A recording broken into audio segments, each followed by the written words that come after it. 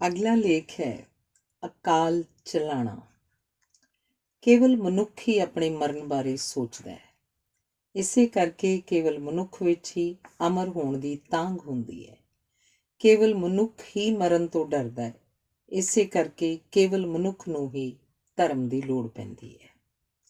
ਜਿਉਂ-ਜਿਉਂ ਉਮਰ ਵੱਧਦੀ ਹੈ, ਮਨੁੱਖ ਇਕੱਲਾ ਹੋਈ ਜਾਂਦਾ ਹੈ ਤੇ ਆਪਣੇ ਜੀਵਨ ਦੇ ਅਖੀਰ ਵਿੱਚ ਉਹ ਸੰਸਾਰ ਨਾਲੋਂ ਵਿਛੜਨ ਦੀ ਖੇਡ ਖੇਡਦਾ ਹੈ।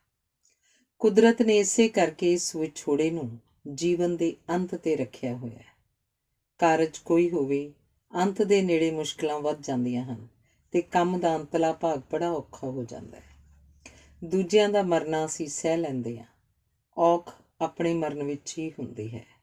ਮਨੁੱਖਾਂ ਤੇ ਦੇਵਤਿਆਂ 'ਚ ਕੇਵਲ ਇੱਕ ਮਾਤਰ ਅੰਤਰ ਇਹ ਹੈ ਕਿ ਮਨੁੱਖ ਮਰਨਹਾਰ ਹੈ, ਜਦੋਂ ਕਿ ਦੇਵਤੇ ਅਮਰ ਹਨ। ਜ਼ਿੰਦਗੀ ਨੂੰ ਸਮਝਣ ਵਾਸਤੇ ਮੌਤ ਦੀਆਂ ਗੱਲਾਂ ਕਰਨੀਆਂ ਹੀ ਪੈਣਗੀਆਂ। ਜੇ ਮੌਤ ਨਾ ਹੁੰਦੀ ਤਾਂ ਜੀਵਨ 'ਚ ਅਲਵਿਦਾ ਦੀ ਰਸਮ ਵੀ ਨਾ ਹੁੰਦੀ। ਅਸੀਂ ਹੱਥ ਹਿਲਾ ਲਾ ਕੇ ਜਿਹੜੀ ਅਲਵਿਦਾ ਕਹਿੰਦੇ ਹਾਂ, ਉਹਦਾ ਅਰਥ ਇਹ ਹੁੰਦਾ ਹੈ ਕਿ ਫਿਰ ਮਿਲਾਂਗੇ। ਪਰ ਮਰਨ ਵਾਲਾ ਹੱਥ ਹਿਲਾ ਲਾ ਕੇ ਨਹੀਂ ਵਿਛੜਦਾ, ਇਸੇ ਕਰਕੇ ਉਹ ਫਿਰ ਕਦੇ ਨਹੀਂ ਮਿਲਦਾ। ਸਕੂਲ ਕਾਲਜ ਵਿੱਚ ਪੜ੍ਹਾਈ ਮੁੱਕਣ ਉੱਤੇ ਤੇ ਦਫ਼ਤਰ ਵਿੱਚ ਨੌਕਰੀ ਮੁੱਕਣ ਉੱਤੇ ਜਿਹੜੀ ਵਿਦਾਇਗੀ ਪਾਰਟੀ ਹੁੰਦੀ ਹੈ, ਉਸ ਵਿੱਚ ਬਾਕੀ ਜ਼ਿੰਦਗੀ ਨੂੰ ਚੰਗੇਰੇ ਢੰਗ ਨਾਲ ਗੁਜ਼ਾਰਨ ਦੀ ਕਾਮਨਾ ਕੀਤੀ ਗਈ ਹੁੰਦੀ ਹੈ। ਪਰ ਅੰਤਮ ਵਿਦਾਇਗੀ ਜਾਂ ਅਕਾਲ ਚਲਾਣੇ ਸਮੇਂ ਕਿਸੇ ਨਾਲ ਅਜਿਹੀ ਸ਼ੁਭ ਇੱਛਾ ਦਾ ਪ੍ਰਗਟਾਵਾ ਨਹੀਂ ਕੀਤਾ ਜਾਂਦਾ। ਮਰਿਆ ਹੋਇਆ ਬੰਦਾ ਹਮੇਸ਼ਾ ਲਈ ਸੌਖਾ, ਸੁਖਾਲਾ ਤੇ ਸੁਰੱਖਿਅਤ ਹੋ ਜਾਂਦਾ ਹੈ। ਉਸ ਕੋਲ ਸਭ ਕੁਝ ਬਰਦਾਸ਼ਤ ਕਰਨ ਦੀ ਸਹਿਣਸ਼ੀਲਤਾ ਹੁੰਦੀ ਹੈ। ਪਰ ਮਰਨ ਉਪਰੰਤ ਉਸ ਨਾਲ ਹੋਰ ਕੁਝ ਵੀ ਨਹੀਂ ਵਾਪਰਦਾ। ਬ੍ਰਹਿਮੰਡ ਇੰਨਾ ਵੱਡਾ ਹੈ ਕਿ ਇਸ ਵਿੱਚ ਜਨਮ ਲੈਣ ਵਾਲੇ ਹਰ ਕਿਸੇ ਨੂੰ ਪੂਰਾ ਸੰਸਾਰ ਮਿਲਦਾ ਹੈ। ਮਰਨਾ ਛੋਟਾ ਜਿਹਾ ਕੰਮ ਨਹੀਂ। ਮਰਨ ਸਮੇਂ ਮਿਲਿਆ ਹੋਇਆ ਸਾਰਾ ਸੰਸਾਰ ਤੇ ਜੀਵਨ ਵਿੱਚ ਜੋੜਿਆ ਸਭ ਕੁਝ ਹਮੇਸ਼ਾ ਵਾਸਤੇ ਛੱਡਣਾ ਹੁੰਦਾ। ਇਸੇ ਕਰਕੇ ਕੋਈ ਮਰਨ ਲਈ ਤਿਆਰ ਨਹੀਂ ਹੁੰਦਾ। ਪਰ ਇਹ ਵੀ ਸੱਚ ਹੈ ਕਿ ਆਪਣੇ ਜਿਸਮ ਨੂੰ ਢੋਂਦਾ ਢੋਂਦਾ ਹਰ ਮਨੁੱਖ ਆਪਣੇ ਆਪ ਤੋਂ ਉਪਰਾਮ ਹੋ ਕੇ ਕਹਿਣ ਲੱਗ ਪੈਂਦਾ ਹੈ ਕਿ ਬਸ ਹੋਰ ਨਹੀਂ, ਹੁਣ ਮੈਨੂੰ ਵਿਦਾ ਕਰੋ। ਇਵੇਂ ਇੱਕ ਪੜਾਓ ਤੇ ਮਨੁੱਖ ਸੰਸਾਰ ਨਾਲੋਂ ਤੇ ਸੰਸਾਰ ਮਨੁੱਖ ਨਾਲੋਂ ਨਾਤਾ ਤੋੜ ਲੈਂਦਾ ਹੈ। ਉਂਝ ਤਾਂ ਸੰਸਾਰ 'ਚ ਮਨੁੱਖ ਫੁੱਲਾਂ, ਬੂਟਿਆਂ, ਜੀਵ ਜੰਤੂਆਂ ਆਦਿ ਨੂੰ ਨਿਰੰਤਰ ਮਰਦਿਆਂ ਵੇਖਦਾ ਹੈ, ਪਰ ਉਸ ਵਿੱਚ ਮੌਤ ਬਾਰੇ ਕੁਝ ਵੀ ਸਿੱਖਣ ਦੀ ਸਮਰੱਥਾ ਤੇ ਯੋਗਤਾ ਨਹੀਂ। ਹਰ ਕਿਸੇ ਨੂੰ ਮਹਿਸੂਸ ਹੁੰਦਾ ਹੈ ਕਿ ਮੌਤ ਅਚਾਨਕ ਵਾਪਰਦੀ ਹੈ, ਪਰ ਹਾਦਸੇ ਜਾਂ ਹਿੰਸਾ ਆਦਿ ਵਿੱਚ ਮਰਨ ਤੋਂ ਇਲਾਵਾ ਕੋਈ ਵੀ ਅਚਾਨਕ ਨਹੀਂ ਮਰਦਾ। ਮਰਨ ਵਿੱਚ ਸਾਰੀ ਉਮਰ ਲੱਗ ਜਾਂਦੀ ਹੈ। ਜਿਨ੍ਹਾਂ ਨੇ ਐਬ ਸਹੇੜੇ ਹੁੰਦੇ ਹਨ, ਉਹ ਵੀ ਬੜੀ ਹੌਲੀ ਹੌਲੀ ਮਰਦੇ ਹਨ। ਸੰਸਾਰ ਦੀ ਕੇਵਲ 1/4 ਵਸੋਂ ਹੀ ਮੌਤ ਬਾਰੇ ਕੁਝ ਸੁਚੇਤ ਹੋ ਕੇ ਜਿਉਂਦੀ ਹੈ, ਕਿਉਂਕਿ ਇਹ ਵਸੋਂ ਮਰਨ ਦੀ ਪਰਵਾਹ 'ਚ ਪਈ ਹੋਈ ਹੁੰਦੀ ਹੈ। ਬਜ਼ੁਰਗਾਂ ਦੀ ਮੌਤ ਨੂੰ ਅਕਾਲ ਚਲਾਣਾ ਕਹਿੰਦੇ ਹਨ, ਜਦਕਿ ਜਵਾਨੀ ਦੀ ਮੌਤ ਨੂੰ ਬਦਨਸੀਬੀ, ਦੁਰਘਟਨਾ ਜਾਂ ਹਾਦਸਾ ਕਿਹਾ ਜਾਂਦਾ ਹੈ। ਗੁਜ਼ਰ ਜਾਣਾ, ਪੂਰੇ ਹੋ ਜਾਣਾ, ਕਾਲਵਾਸ ਹੋਣਾ, ਸੁਰਗਵਾਸ ਹੋਣਾ, ਮਰਨਾ, ਅੰਤ ਹੋਣਾ, ਜੋਤੀ ਜੋਤ ਸਮਾਣਾ ਆਦਿ ਪ੍ਰਗਟਾਵੇ ਅਕਾਲ ਚਲਾਣੇ ਦੇ ਹੀ ਵੱਖ-ਵੱਖ ਰੂਪ ਹਨ। ਜਦੋਂ ਅਸੀਂ ਸੰਸਾਰ ਛੱਡਣ ਦੇ ਨੇੜੇ ਹੁੰਦੇ ਹਾਂ ਤਾਂ ਉਦੋਂ ਹੀ ਸ਼ਿੱਦਤ ਨਾਲ ਪਤਾ ਲੱਗਦਾ ਹੈ ਕਿ ਸੰਸਾਰ ਬੜਾ ਸੋਹਣਾ ਹੈ। ਇੱਕ ਫਿਲਾਸਫਰ ਨੇ ਕਿਹਾ ਸੀ, ਮੈਂ ਮਰਨ ਤੋਂ ਘਬਰਾਉਂਦਾ ਨਹੀਂ, ਪਰ ਮੁਸੀਬਤ ਇਹ ਹੈ ਕਿ ਮੈਨੂੰ ਮਰ ਕੇ ਸਵਰਗ ਜਾਣਾ ਪਏਗਾ, ਜਦੋਂ ਕਿ ਸੋਹਣਾ ਮੈਨੂੰ ਇਹ ਸੰਸਾਰ ਵਧੇਰੇ ਲੱਗਦਾ ਹੈ। ਆਪਣੀ ਉਮਰ ਦੇ ਪਿਛਲੇ ਭਾਗ 'ਚ ਘਰ ਉਸਾਰਨ ਵਾਲਾ ਵਿਅਕਤੀ ਉਸ ਘਰ ਵਿੱਚ ਰਹਿਣ ਲਈ ਹੀ ਨਹੀਂ, ਉਸ ਵਿੱਚ ਮਰਨ ਬਾਰੇ ਵੀ ਸੋਚਦਾ ਹੈ। ਪਿਤਾ ਦੇ ਅਕਾਲ ਚਲਾਣੇ ਨਾਲ ਅਸੀਂ ਇਸ ਲਈ ਸੁੰਗੜ ਜਾਂਦੇ ਹਾਂ ਕਿਉਂਕਿ ਉਹ ਸਾਡੀ ਕਲਪਨਾ 'ਚ ਵੱਡਾ ਹੁੰਦਾ ਹੈ, ਜਿਸ ਨੇ ਸਾਨੂੰ ਆਪਣੇ ਕੰਧਾੜੇ ਚੁੱਕਿਆ ਹੁੰਦਾ ਹੈ। ਪਿਤਾ ਦੇ ਮਰਨ ਨਾਲ ਸੋਝੀ ਹੁੰਦੀ ਹੈ ਕਿ ਮੌਤ ਬੜੀ ਡਾਢੀ ਹੈ। ਜਦੋਂ ਮਾਂ ਚਲਾਣਾ ਕਰਦੀ ਹੈ ਤਾਂ ਜ਼ਿੰਦਗੀ ਦੀਆਂ ਅਸੀਸਾਂ ਦੇਣ ਤੇ ਗਲਤੀਆਂ ਮਾਫ਼ ਕਰਨ ਵਾਲੀ ਆਵਾਜ਼ ਚੁੱਪ ਹੋ ਜਾਂਦੀ ਹੈ ਤੇ ਸਾਨੂੰ ਸੋਝੀ ਹੁੰਦੀ ਹੈ ਕਿ ਮੌਤ ਬੜੀ ਨਿਰਦਈ ਹੈ। ਧੀਆਂ ਮਾਵਾਂ ਤੋਂ ਬਿਨਾਂ ਨਹੀਂ ਪਲਦੀਆਂ। ਧੀਆਂ ਲਈ ਆਪਣੇ ਪੇਕੇ ਆਉਣ ਦਾ ਚਾਅ ਉਦੋਂ ਤੱਕ ਹੀ ਹੁੰਦਾ ਜਦ ਤੱਕ ਮਾਂ ਜਿਉਂਦੀ ਹੋਵੇ। ਮਾਤਾ ਪਿਤਾ ਦੇ ਚਲਾਣੇ ਨਾਲ ਸਾਡੇ ਅੰਦਰ ਇੱਕ ਚੁੱਪ ਬਹਿ ਜਾਂਦੀ ਹੈ। ਆਪਣੇ ਪਿਤਾ ਦਾ ਸੰਸਕਾਰ ਕਰਨ ਉਪਰੰਤ ਜਦੋਂ ਇੱਕ ਪੁੱਤਰ ਨੇ ਸ਼ੀਸ਼ਾ ਵੇਖਿਆ ਤਾਂ ਉਹਨੂੰ ਆਪਣਾ ਨਹੀਂ, ਆਪਣੇ ਪਿਤਾ ਦਾ ਚਿਹਰਾ ਵਿਖਾਈ ਦਿੱਤਾ। ਕੋਈ ਵਿਅਕਤੀ ਬਜ਼ੁਰਗ ਉਦੋਂ ਬਣਦਾ ਜਦੋਂ ਆਪਣੇ ਪਿਤਾ ਜਾਂ ਮਾਤਾ ਵਰਗਾ ਲੱਗਣ ਲੱਗ ਪੈਂਦਾ ਤੇ ਉਹਨੂੰ ਜ਼ਿੰਦਗੀ 'ਚ ਉਹ ਕੁਝ ਦਿਸਣ ਲੱਗ ਪੈਂਦਾ ਜੋ ਮਾਪਿਆਂ ਦੇ ਹੁੰਦਿਆਂ ਦਿਸਿਆ ਨਹੀਂ ਹੁੰਦਾ। ਮਾਪਿਆਂ ਦੇ ਟੁਰ ਜਾਣ ਨਾਲ ਜ਼ਿੰਦਗੀ ਦੀਆਂ ਸਭ ਤੋਂ ਮਜ਼ਬੂਤ ਕੜੀਆਂ ਤੇ ਸਾਂਝਾਂ ਸਦਾ ਲਈ ਟੁੱਟ ਜਾਂਦੀਆਂ ਹਨ ਤੇ ਭੈਣ ਭਰਾ ਵੀ ਰਿਸ਼ਤੇਦਾਰ ਬਣ ਜਾਂਦੇ ਹਨ ਤੇ ਘਰਾਂ ਦੀਆਂ ਕੰਧਾਂ ਸਰਹੱਦਾਂ ਬਣ ਜਾਂਦੀਆਂ ਹਨ। ਜ਼ਰੂਰੀ ਨਹੀਂ ਕਿ ਲੜਾਈ ਸਰਹੱਦਾਂ 'ਤੇ ਹੀ ਹੋਵੇ। ਜਿੱਥੇ ਵੀ ਲੜਾਈ ਹੋਏਗੀ ਉੱਥੇ ਸਰਹੱਦਾਂ ਬਣ ਜਾਣਗੀਆਂ। ਮਾਪਿਆਂ ਦੇ ਚਲਾਣੇ ਨਾਲ ਪਰਿਵਾਰ ਉਵੇਂ ਖਿੰਡਦਾ ਟੁੱਟਦਾ ਚਲਾ ਜਾਂਦਾ ਜਿਵੇਂ ਪੰਡ ਖੁੱਲ੍ਹ ਕੇ ਖਿੱਲਰ ਜਾਂਦੀ ਹੈ, ਜਿਵੇਂ ਘੜਾ ਟੁੱਟ ਕੇ ਡੁੱਲ ਜਾਂਦਾ ਹੈ। ਭਾਰਤੀ ਧਰਮਾਂ ਵਿੱਚ ਸਭ ਤੋਂ ਵੱਧ ਚਿੰਤਨ ਮੌਤ ਬਾਰੇ ਹੋਇਆ ਹੈ, ਪਰ ਸਮਾਜਿਕ ਪੱਧਰ 'ਤੇ ਭਾਰਤ ਵਿੱਚ ਮੌਤ ਬਾਰੇ ਚਰਚਾ ਕਰਨੀ ਪਸੰਦ ਨਹੀਂ ਕੀਤੀ ਜਾਂਦੀ। ਚਾਹੀਦਾ ਤਾਂ ਇਹ ਹੈ ਕਿ ਸ਼ਮਸ਼ਾਨ ਘਾਟ ਪਿੰਡ ਵਿੱਚ ਤੇ ਸ਼ਹਿਰ ਦੇ ਵਿਚਕਾਰ ਹੋਵੇ ਤਾਂ ਕਿ ਹਰ ਕਿਸੇ ਨੂੰ ਨਿੱਤ ਦਿਨ ਜ਼ਿੰਦਗੀ ਦੇ ਯਥਾਰਥ ਦਾ ਪਤਾ ਲੱਗਦਾ ਰਹੇ। ਪਰ ਮਨੁੱਖ ਦਾ ਸਮੁੱਚਾ ਯਤਨ ਮੌਤ ਪ੍ਰਤੀ ਅਵੇਸਲੇ ਹੋਣ ਦਾ ਹੁੰਦਾ ਹੈ। ਮੌਤ ਘਟਨਾ ਦੇ ਰੂਪ ਵਿੱਚ ਵਾਪਰਦੀ ਹੈ, ਗੱਲਾਂ ਦੇ ਰੂਪ 'ਚ ਨਹੀਂ। ਮੌਤ ਜ਼ਿੰਦਗੀ ਦੀ ਸਭ ਤੋਂ ਵੱਡੀ ਘਟਨਾ ਹੁੰਦੀ ਜਿਸ ਨੂੰ ਘਟਨਾ ਨਹੀਂ ਦੁਰਘਟਨਾ ਕਿਹਾ ਜਾਂਦਾ ਹੈ। ਵਾਸਤਵ ਵਿੱਚ ਕੁਝ ਵੀ ਚੰਗਾ ਮਾੜਾ ਨਹੀਂ ਹੁੰਦਾ। ਜਿਹੜਾ ਵਰਤਾਰਾ ਸਾਡੀ ਲੋੜ ਪੂਰੀ ਕਰੇ ਉਸ ਨੂੰ ਚੰਗਾ ਤੇ ਜਿਹੜਾ ਲੋੜ ਪੂਰੀ ਨਾ ਕਰੇ ਉਸ ਨੂੰ ਮਾੜਾ ਕਿਹਾ ਜਾਂਦਾ ਹੈ। ਮੌਤ ਦੇ ਸੰਬੰਧ 'ਚ ਚੰਗੀ ਗੱਲ ਇਹ ਹੈ ਕਿ ਨਰਕ ਕੋਈ ਨਹੀਂ, ਪਰ ਮਾੜੀ ਗੱਲ ਇਹ ਹੈ ਕਿ ਸਵਰਗ ਵੀ ਕੋਈ ਨਹੀਂ। ਜਦੋਂ ਖਾਣ, ਵੇਖਣ, ਸੁਣਨ ਆਦਿ ਦੀ ਸਮਰੱਥਾ ਨਹੀਂ ਰਹਿੰਦੀ ਤਾਂ ਮਨੁੱਖ ਨੂੰ ਮੌਤ ਦੇ ਸੰਕੇਤ ਮਿਲਣ ਲੱਗ ਪੈਂਦੇ ਹਨ। ਹਰ ਵੇਲੇ ਰਹਿਣ ਵਾਲਾ ਦਰਦ ਤੇ ਨਾ ਠੀਕ ਹੋਣ ਵਾਲੀ ਸੱਟ ਫੇਟ ਨਾਲ ਸਾਡੇ ਵਿਹਾਰ ਉੱਤੇ ਰੋਕਾਂ ਲੱਗਦੀਆਂ ਹਨ। ਜਿਉਂ-ਜਿਉਂ ਬਿਮਾਰੀ ਮਜ਼ਬੂਤ ਹੁੰਦੀ ਜਾਂਦੀ ਹੈ ਤਿਉਂ-ਤਿਉਂ ਬੰਦਾ ਕਮਜ਼ੋਰ ਹੁੰਦਾ ਜਾਂਦਾ ਹੈ ਤੇ ਸਾਡੇ ਕਾਰਜਾਂ ਦਾ ਘੇਰਾ ਸੁੰਗੜਨ, ਮਿਲਣ ਗਿਲਣ ਵਾਲਿਆਂ ਨਾਲ ਨੇੜਤਾ ਘਟਣ ਤੇ ਆਪਣਿਆਂ ਨਾਲ ਵਿੱਥ ਵਧਣ ਲੱਗ ਪੈਂਦੀ ਹੈ। ਇੱਕ ਪੜਾਅ 'ਤੇ ਆ ਕੇ ਸਾਡਾ ਮਨ ਤੇ ਸਰੀਰ ਵੀ ਆਪਸ ਵਿੱਚ ਰੁੱਸ ਜਾਂਦੇ ਹਨ। ਆਮ ਕਰਕੇ ਮਨੁੱਖ ਬਿਮਾਰੀ ਨਾਲ ਨਹੀਂ ਮਰਦਾ। ਜਦੋਂ ਮਰਨਾ ਹੁੰਦਾ ਹੈ ਉਸ ਤੋਂ ਪਹਿਲਾਂ ਉਹ ਕੋਈ ਬਿਮਾਰੀ ਸਹੇੜ ਲੈਂਦਾ ਹੈ।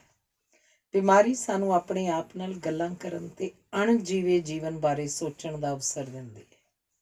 ਛੱਪੜ ਦੇ ਪਾਣੀ ਵਾਂਗ ਸੁੱਕਦਾ ਜਾਂਦਾ ਮਨੁੱਖ ਜਿਉਂ-ਜਿਉਂ ਮੌਤ ਵੱਲ ਵੱਧਦਾ ਹੈ ਉਹ ਜ਼ਿੰਦਗੀ ਨੂੰ ਵਧੇਰੇ ਘੁੱਟ ਕੇ ਫੜਨ ਲੱਗ ਪੈਂਦਾ ਹੈ। ਚਲਾਣਾ ਕਰ ਰਹੇ ਇੱਕ ਬਜ਼ੁਰਗ ਦਾ ਇੱਕ ਵਾਰੀ ਜਦੋਂ ਮੈਂ ਹੱਥ ਘੁੱਟਿਆ ਤਾਂ ਆਖਰੀ ਸਾਹਾਂ ਛੋਣ ਦੇ ਬਾਵਜੂਦ ਉਹ ਬਜ਼ੁਰਗ ਕਹਿਣ ਲੱਗੇ, ਮੈਂ ਤੇਰੇ ਨਾਲ ਹਾਂ, ਤੂੰ ਮੇਰੇ ਨਾਲ ਰਹੀਂ। ਪੁੱਤਰ ਭਾਵੇਂ 80 ਦਾ ਹੋ ਕੇ ਮਰੇ ਪਰ ਮਾਂ ਇਹੀ ਕਹੇਗੀ, ਹਾਏ ਓਏ ਮੇਰਿਆ ਗੱਭਰੂਆ ਪੁੱਤਾ, ਤੇਰੀ ਥਾਂ ਮੈਂ ਮਰ ਜਾਂਦੀ। ਇੱਕ ਇਸਤਰੀ 90 ਸਾਲ ਦੇ ਪਿਤਾ ਦੇ ਚਲਾਣੇ ਤੇ ਰੋਂਦਿਆਂ ਕਹਿ ਰਹੀ ਸੀ, ਉਹਨਾਂ ਦੇ ਹੁੰਦਿਆਂ ਸਾਨੂੰ ਲੱਗਿਆ ਹੀ ਨਹੀਂ ਕਿ ਅਸੀਂ ਆਪ ਇੰਨੇ ਵੱਡੇ ਹੋ ਗਏ ਹਾਂ। ਉਹ ਆਪ ਕਿਹਾ ਕਰਦੇ ਸਨ ਕਿ ਮੈਂ 100 ਸਾਲ ਪੂਰੇ ਕਰਾਂਗਾ। ਇਸ ਇਸਤਰੀ ਨੂੰ ਪਿਤਾ ਦੇ ਮਰਨ ਦਾ ਦੁੱਖ ਨਹੀਂ ਸੀ, ਪਿਤਾ ਵੱਲੋਂ 100 ਸਾਲ ਪੂਰੇ ਨਾ ਕਰਨ ਦੀ ਚਿੰਤਾ ਸੀ। ਪਿਤਾ ਦੇ ਜਿਉਂਦਿਆਂ ਸੰਤਾਨ ਕਦੇ ਆਪਣੇ ਮਰਨ ਬਾਰੇ ਨਹੀਂ ਸੋਚਦੀ। ਜਾਣ ਵਾਲਾ ਚਲਾ ਜਾਂਦਾ ਹੈ ਪਰ ਉਹਦਾ ਬਣਾਇਆ ਤੇ ਜੋੜਿਆ ਹੋਇਆ ਸਭ ਕੁਝ ਇੱਥੇ ਹੀ ਰਹਿ ਜਾਂਦਾ ਹੈ, ਜਿਸ ਵਿੱਚੋਂ ਸਾਨੂੰ ਜਾਣ ਵਾਲੇ ਦੇ ਝੌਲੇ ਪੈਂਦੇ ਰਹਿੰਦੇ ਹਨ। ਸੰਸਕਾਰ ਕਰਨ ਉਪਰੰਤ ਚਲਾਣਾ ਕਰ ਜਾਣ ਵਾਲੇ ਦੇ ਕਮਰੇ ਵਿੱਚ ਜਾਈਏ ਤਾਂ ਕਮਰਾ ਭਾਵੇਂ ਖਾਲੀ ਖਾਲੀ ਖੁੱਲ੍ਹਾ ਖੁੱਲ੍ਹਾ ਪ੍ਰਤੀਤ ਹੁੰਦਾ ਪਰ ਉਹਦੀਆਂ ਨਿੱਜੀ ਚੀਜ਼ਾਂ ਵਸਤਾਂ ਵਿੱਚੋਂ ਉਹ ਆਪ ਵਿਖਾਈ ਦਿੰਦਾ ਹੈ। ਇਸ ਕਮਰੇ ਦੀ ਸਫਾਈ ਕਰਦਿਆਂ ਅਕਸਰ ਸਾਂਭਣਯੋਗ ਤੇ ਤਿਆਗਣਯੋਗ ਚੀਜ਼ਾਂ ਦੀਆਂ ਢੇਰੀਆਂ ਲਾਈਆਂ ਜਾਂਦੀਆਂ ਹਨ, ਪਰ ਝੱਟ ਮਗਰੋਂ ਹੀ ਤਿਆਗਣਯੋਗ ਚੀਜ਼ਾਂ ਮੁੜ ਸਾਂਭਣਯੋਗ ਚੀਜ਼ਾਂ 'ਚ ਸ਼ਾਮਲ ਹੋ ਜਾਂਦੀਆਂ ਹਨ। ਪਤਨੀ ਦੇ ਮਰਨ 'ਤੇ ਸਭ ਤੋਂ ਉਦਾਸ ਥਾਂ ਰਸੋਈ ਹੁੰਦੀ ਹੈ, ਜਦੋਂ ਕਿ ਪਤੀ ਦੇ ਮਰਨ 'ਤੇ ਪਤਨੀ ਨੂੰ ਪਤੀ ਦੇ ਕੱਪੜਿਆਂ ਦੀ ਅਲਮਾਰੀ ਤੇ ਉਹਦੀ ਹਰੇਕ ਚੀਜ਼ ਬਹੁਤ ਉਦਾਸ ਕਰਦੀ ਹੈ। ਜੇ ਮਾਪੇ ਸੰਤਾਨ ਦੀ ਹਾਜ਼ਰੀ 'ਚ ਮਰਨ ਤਾਂ ਸੰਤਾਨ 'ਚ ਮੌਤ ਦਾ ਡਰ ਘਟ ਜਾਂਦਾ ਹੈ। ਮਰਨ ਸਮੇਂ ਨੀਂਦਰ ਜੀ ਆ ਜਾਂਦੀ ਹੈ, ਪਰ ਇਸ ਨੀਂਦਰ ਉਪਰੰਤ ਮਨੁੱਖ ਫਿਰ ਕਦੇ ਜਾਗਦਾ ਨਹੀਂ। ਰਿਸ਼ੀ ਮੁਨੀ ਹਰ ਰੋਜ਼ ਸੌਣ ਸਮੇਂ ਮਰਨ ਦਾ ਤੇ ਸਵੇਰੇ ਜਾਗਣ ਸਮੇਂ ਜਨਮ ਲੈਣ ਦਾ ਅਭਿਆਸ ਕਰਿਆ ਕਰਦੇ ਸਨ। ਧਰਮ ਤੇ ਧਾਰਮਿਕ ਗ੍ਰੰਥ ਕਹਿੰਦੇ ਹਨ ਕਿ ਜੇ ਮਰਨਾ ਸਿੱਖ ਲਈਏ ਤਾਂ ਜਿਉਣਾ ਆ ਜਾਂਦਾ ਹੈ। ਜੇ ਸਾਨੂੰ ਇਹ ਸਮਝ ਆ ਜਾਏ ਕਿ ਮੈਂ ਕਿਸੇ ਵੇਲੇ ਵੀ ਮਰ ਸਕਦਾ ਤਾਂ ਸਾਡਾ ਸਮੁੱਚਾ ਵਿਹਾਰ ਵੱਖਰੀ ਭਾਨ ਦਾ ਹੋ ਜਾਏਗਾ। ਪਰਿਵਾਰ ਸਾਨੂੰ ਮਰਨ ਵਿੱਚ ਸਹੂਲਤ ਵੀ ਦਿੰਦਾ ਤੇ ਰੁਕਾਵਟ ਵੀ ਬਣਦਾ ਹੈ, ਪਰ ਪਰਿਵਾਰ 'ਚ ਰਹਿੰਦਿਆਂ ਵਿਛੋੜੇ ਸਹਿਣਯੋਗ ਹੋ ਜਾਂਦੇ ਹਨ। ਪਰਿਵਾਰ ਵਿੱਚ ਬੱਚੇ ਆਉਂਦੇ ਰਹਿੰਦੇ ਹਨ ਤੇ ਬਜ਼ੁਰਗ ਜਾਂਦੇ ਰਹਿੰਦੇ ਹਨ। ਜੇ ਅਸੀਂ 60-65 ਸਾਲ ਦੇ ਹਾਂ ਤੇ ਅਸੀਂ ਉਹਨਾਂ ਲੱਖਾਂ ਕਰੋੜਾਂ ਨਾਲੋਂ ਚੰਗੇ ਹਾਂ ਜਿਹੜੇ ਇਸ ਉਮਰ ਨੂੰ ਨਹੀਂ ਅੱਪੜ ਸਕੇ। ਜੇ ਮਾਤਾ ਪਿਤਾ ਹੁਣੇ ਹੁਣੇ ਗੁਜ਼ਰੇ ਹੋਣ ਤਾਂ ਸੋਚੋ ਕਿ ਕਈਆਂ ਦੇ ਤਾਂ ਬਚਪਨ ਵਿੱਚ ਹੀ ਚਲਾਣਾ ਕਰ ਜਾਂਦੇ ਹਨ।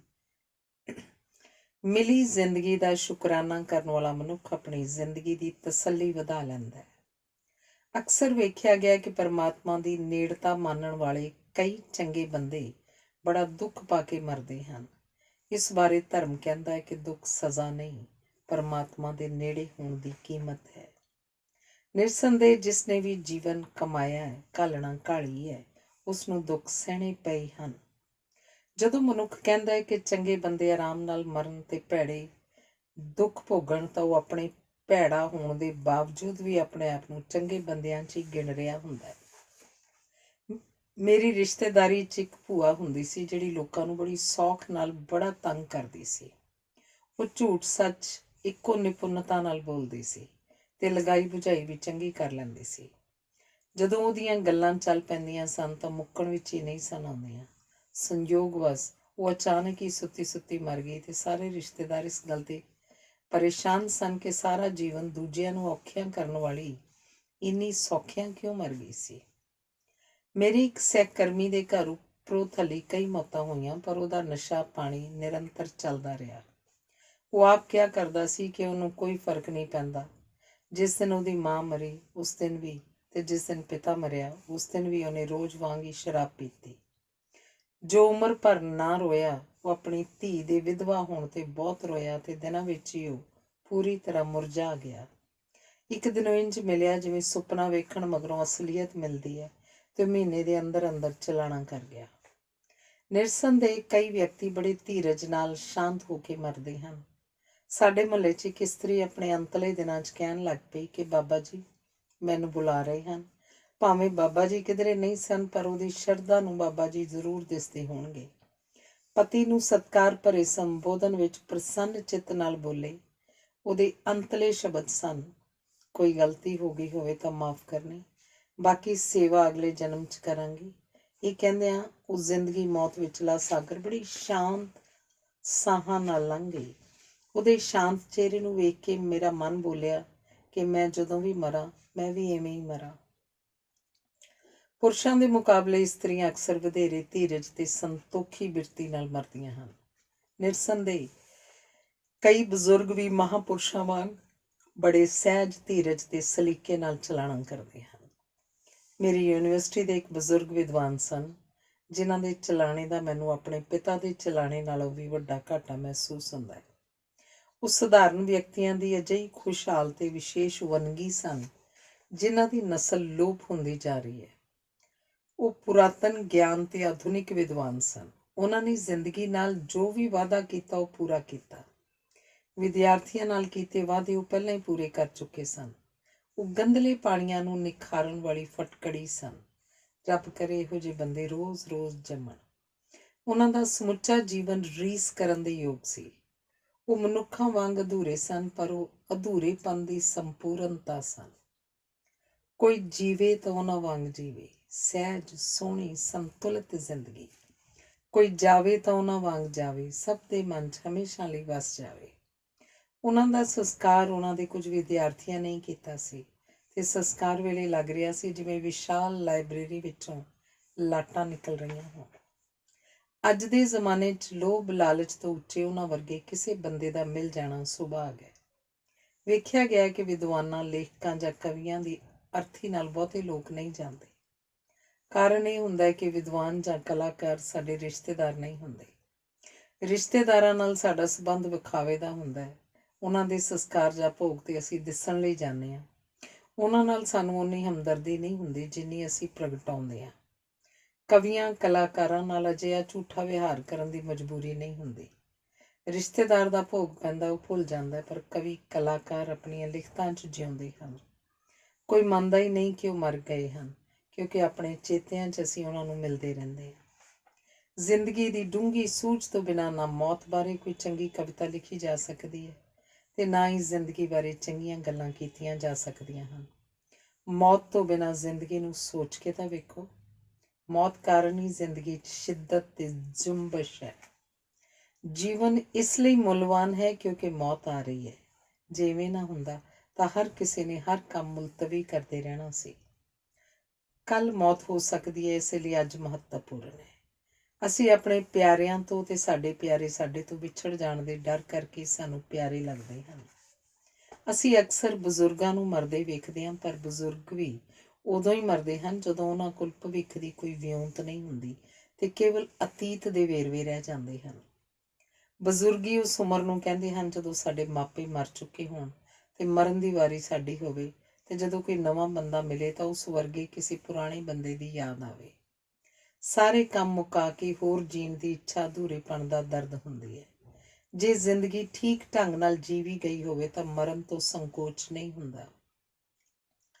ਵੱਡੀ ਉਮਰ ਦੇ ਮਰ ਰਹੇ ਵਿਅਕਤੀ ਨਾਲ ਅਕਸਰ ਇਵੇਂ ਹੁੰਦਾ ਹੈ ਕਿ ਉਹ ਬਹੁਤ ਅਰਸਾ ਪਹਿਲਾਂ ਮਰ ਗਿਆਂ ਨੂੰ ਆਵਾਜ਼ਾਂ ਮਾਰਨ ਲੱਗ ਪੈਂਦਾ ਹੈ ਤੇ ਉਸ ਵਿੱਚ ਭਾਂਤ-ਭਾਂਤ ਦੀਆਂ ਗੱਲਾਂ ਕਰਨ ਦੀ, ਆਪਣਾ ਅਤੀਤ ਫਰੋਲਣ ਦੀ ਇੱਛਾ ਜਾਗਦੀ ਹੈ।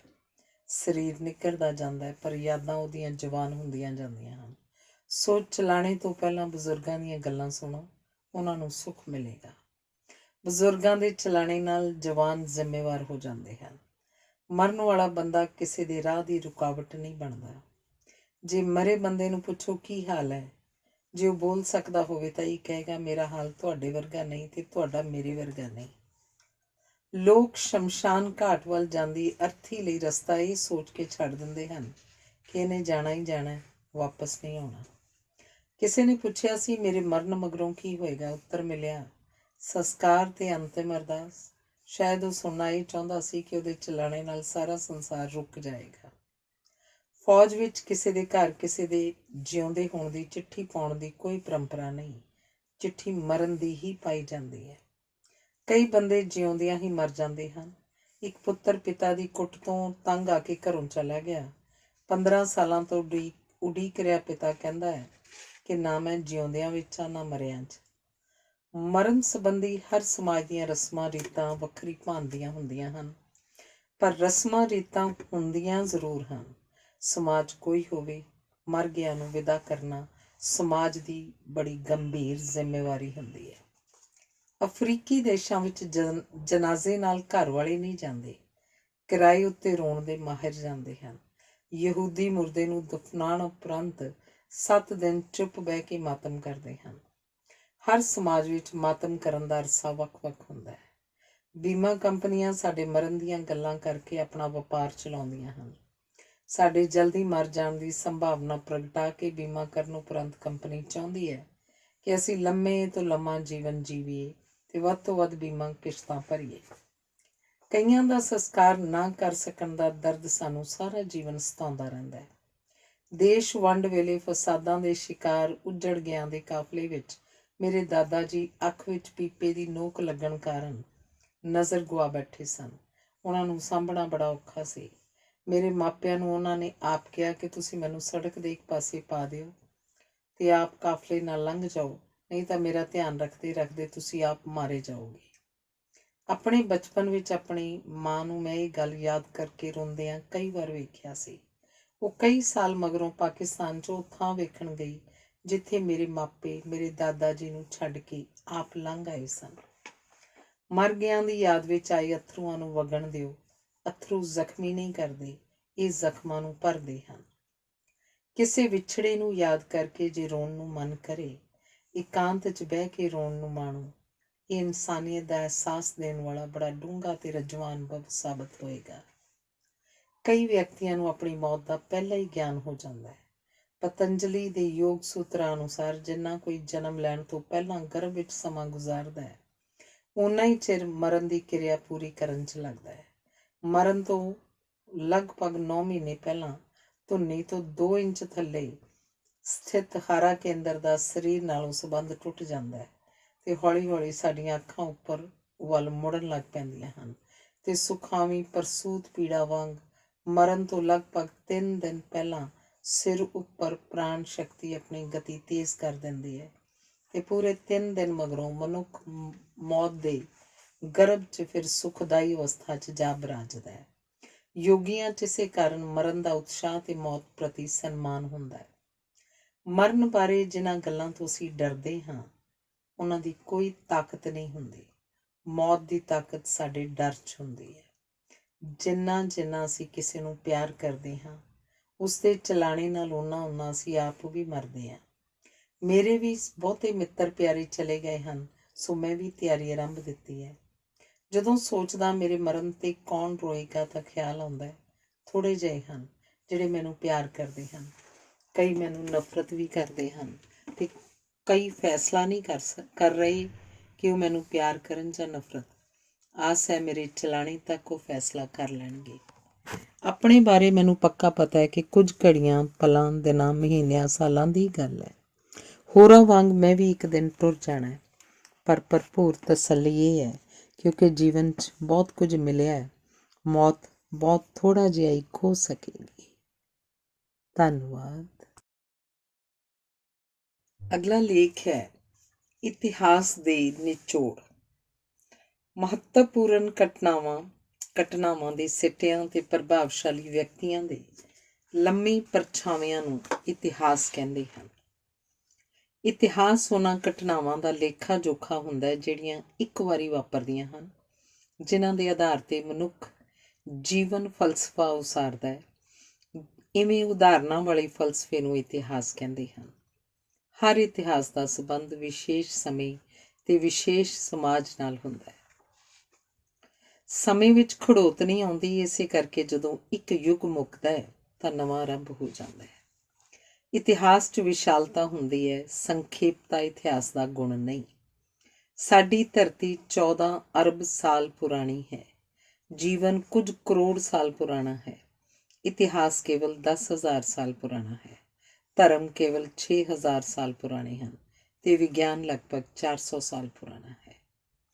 ਇਤਿਹਾਸ ਦਾ ਸੰਬੰਧ ਦਿਨਾਂ ਮਹੀਨਿਆਂ ਨਾਲ ਨਹੀਂ, ਸਦੀਆਂ ਨਾਲ ਹੁੰਦਾ ਹੈ। ਅਜੋਕੇ ਮਨੁੱਖ ਕੋਲ 100 ਸਦੀਆਂ ਨਾਲੋਂ ਪਹਿਲਾਂ ਸਮੇਂ ਬਾਰੇ ਅਨੁਮਾਨ ਹੀ ਹਨ।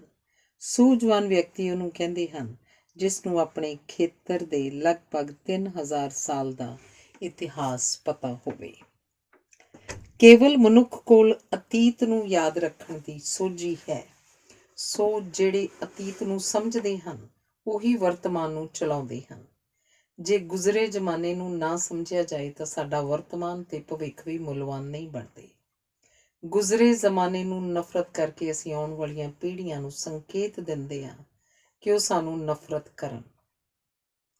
ਅਜੇ ਤੱਕ ਬਹੁਤਾ ਕਰਕੇ ਰਾਜਿਆਂ ਮਹਾਰਾਜਿਆਂ ਨਾਲ ਵਾਪਰਨ ਵਾਲੀਆਂ ਘਟਨਾਵਾਂ ਦਾ ਇਤਿਹਾਸ ਹੀ ਲਿਖਿਆ ਗਿਆ ਹੈ। ਗਿਆਨ ਦਾ ਇਤਿਹਾਸ ਅਜੇ ਲਿਖਿਆ ਜਾਣਾ ਹੈ। ਅਜੇ ਤੱਕ ਮਨੁੱਖ ਦੇ ਕਾਰਜਾਂ ਦਾ ਹੀ ਇਤਿਹਾਸ ਉਲੀਖਿਆ ਗਿਆ ਹੈ। ਮਨੁੱਖ ਦੇ ਸੁਪਨਿਆਂ ਦਾ ਇਤਿਹਾਸ ਅਜੇ ਲਿਖਿਆ ਨਹੀਂ ਗਿਆ। ਅਜੇ ਤੱਕ ਸੰਸਾਰ ਉੱਤੇ ਤਾਕਤਵਰਾਂ ਨੇ ਰਾਜ ਕੀਤਾ, ਹੁਣ ਸਿਆਣਿਆਂ ਦਾ ਯੁੱਗ ਆਏਗਾ। ਅਜੇ ਤੱਕ ਇਤਿਹਾਸ ਵਿੱਚੋਂ ਇਸਤਰੀ ਗਾਇਬ ਹੈ, ਹੁਣ ਇਸਤਰੀਆਂ ਇਤਿਹਾਸ ਨੂੰ ਪੁੱਠਾ ਗੇੜਾ ਦੇ ਕੇ ਨਵਾਂ ਇਤਿਹਾਸ ਸਿਰਜਣਗੀਆਂ। ਸੰਸਾਰ 'ਚ ਜੋ ਵੀ ਵਿਚਾਰ ਜਾਂ ਸਿਧਾਂਤ ਉਪਜਿਆ ਉਹਨੂੰ ਇਤਿਹਾਸ ਦੀ ਪ੍ਰਯੋਗਸ਼ਾਲਾ 'ਚ ਪਰਖਿਆ ਗਿਆ। ਇਤਿਹਾਸ ਦੀ ਸੋਝੀ ਤੋਂ ਬਿਨਾਂ ਸ਼ਾਹਜਹਾਂ ਮਿਸਤਰੀ ਹੀ ਅਖਵਾਉਣਾ ਸੀ ਤੇ ਤਾਜ ਮਹਿਲ ਕੰਧਾਂ ਦਰਵਾਜ਼ੇ ਹੀ ਪ੍ਰਤੀਤ ਹੋਣਾ ਸੀ। ਇਤਿਹਾਸ ਦੀ ਚੱਕੀ ਚੱਲਦੀ ਹੌਲੀ ਹੈ ਪਰ ਪਰਖਦੀ ਪੀਸਦੀ ਇਹ ਸਭ ਕੁਝ ਹੈ। ਕਿਸੇ ਨਾ ਕਿਸੇ ਵੇਲੇ ਸਾਡੇ ਸਮਿਆਂ ਨੂੰ ਪੁਰਾਤਨ ਯੁੱਗ ਕਿਹਾ ਜਾਏਗਾ। ਮਨੁੱਖੀ ਇਤਿਹਾਸ ਦਾ ਕੋਈ ਵੀ ਸਮਾਂ ਮੁਸ਼ਕਿਲਾਂ ਤੇ ਮੁਸੀਬਤਾਂ ਤੋਂ ਮੁਕਤ ਨਹੀਂ ਹੋਇਆ, ਪਰ ਹਿੰਮਤਾਂ ਵੀ ਕਦੇ ਪਿੱਛੇ ਨਹੀਂ ਰਹੀਆਂ।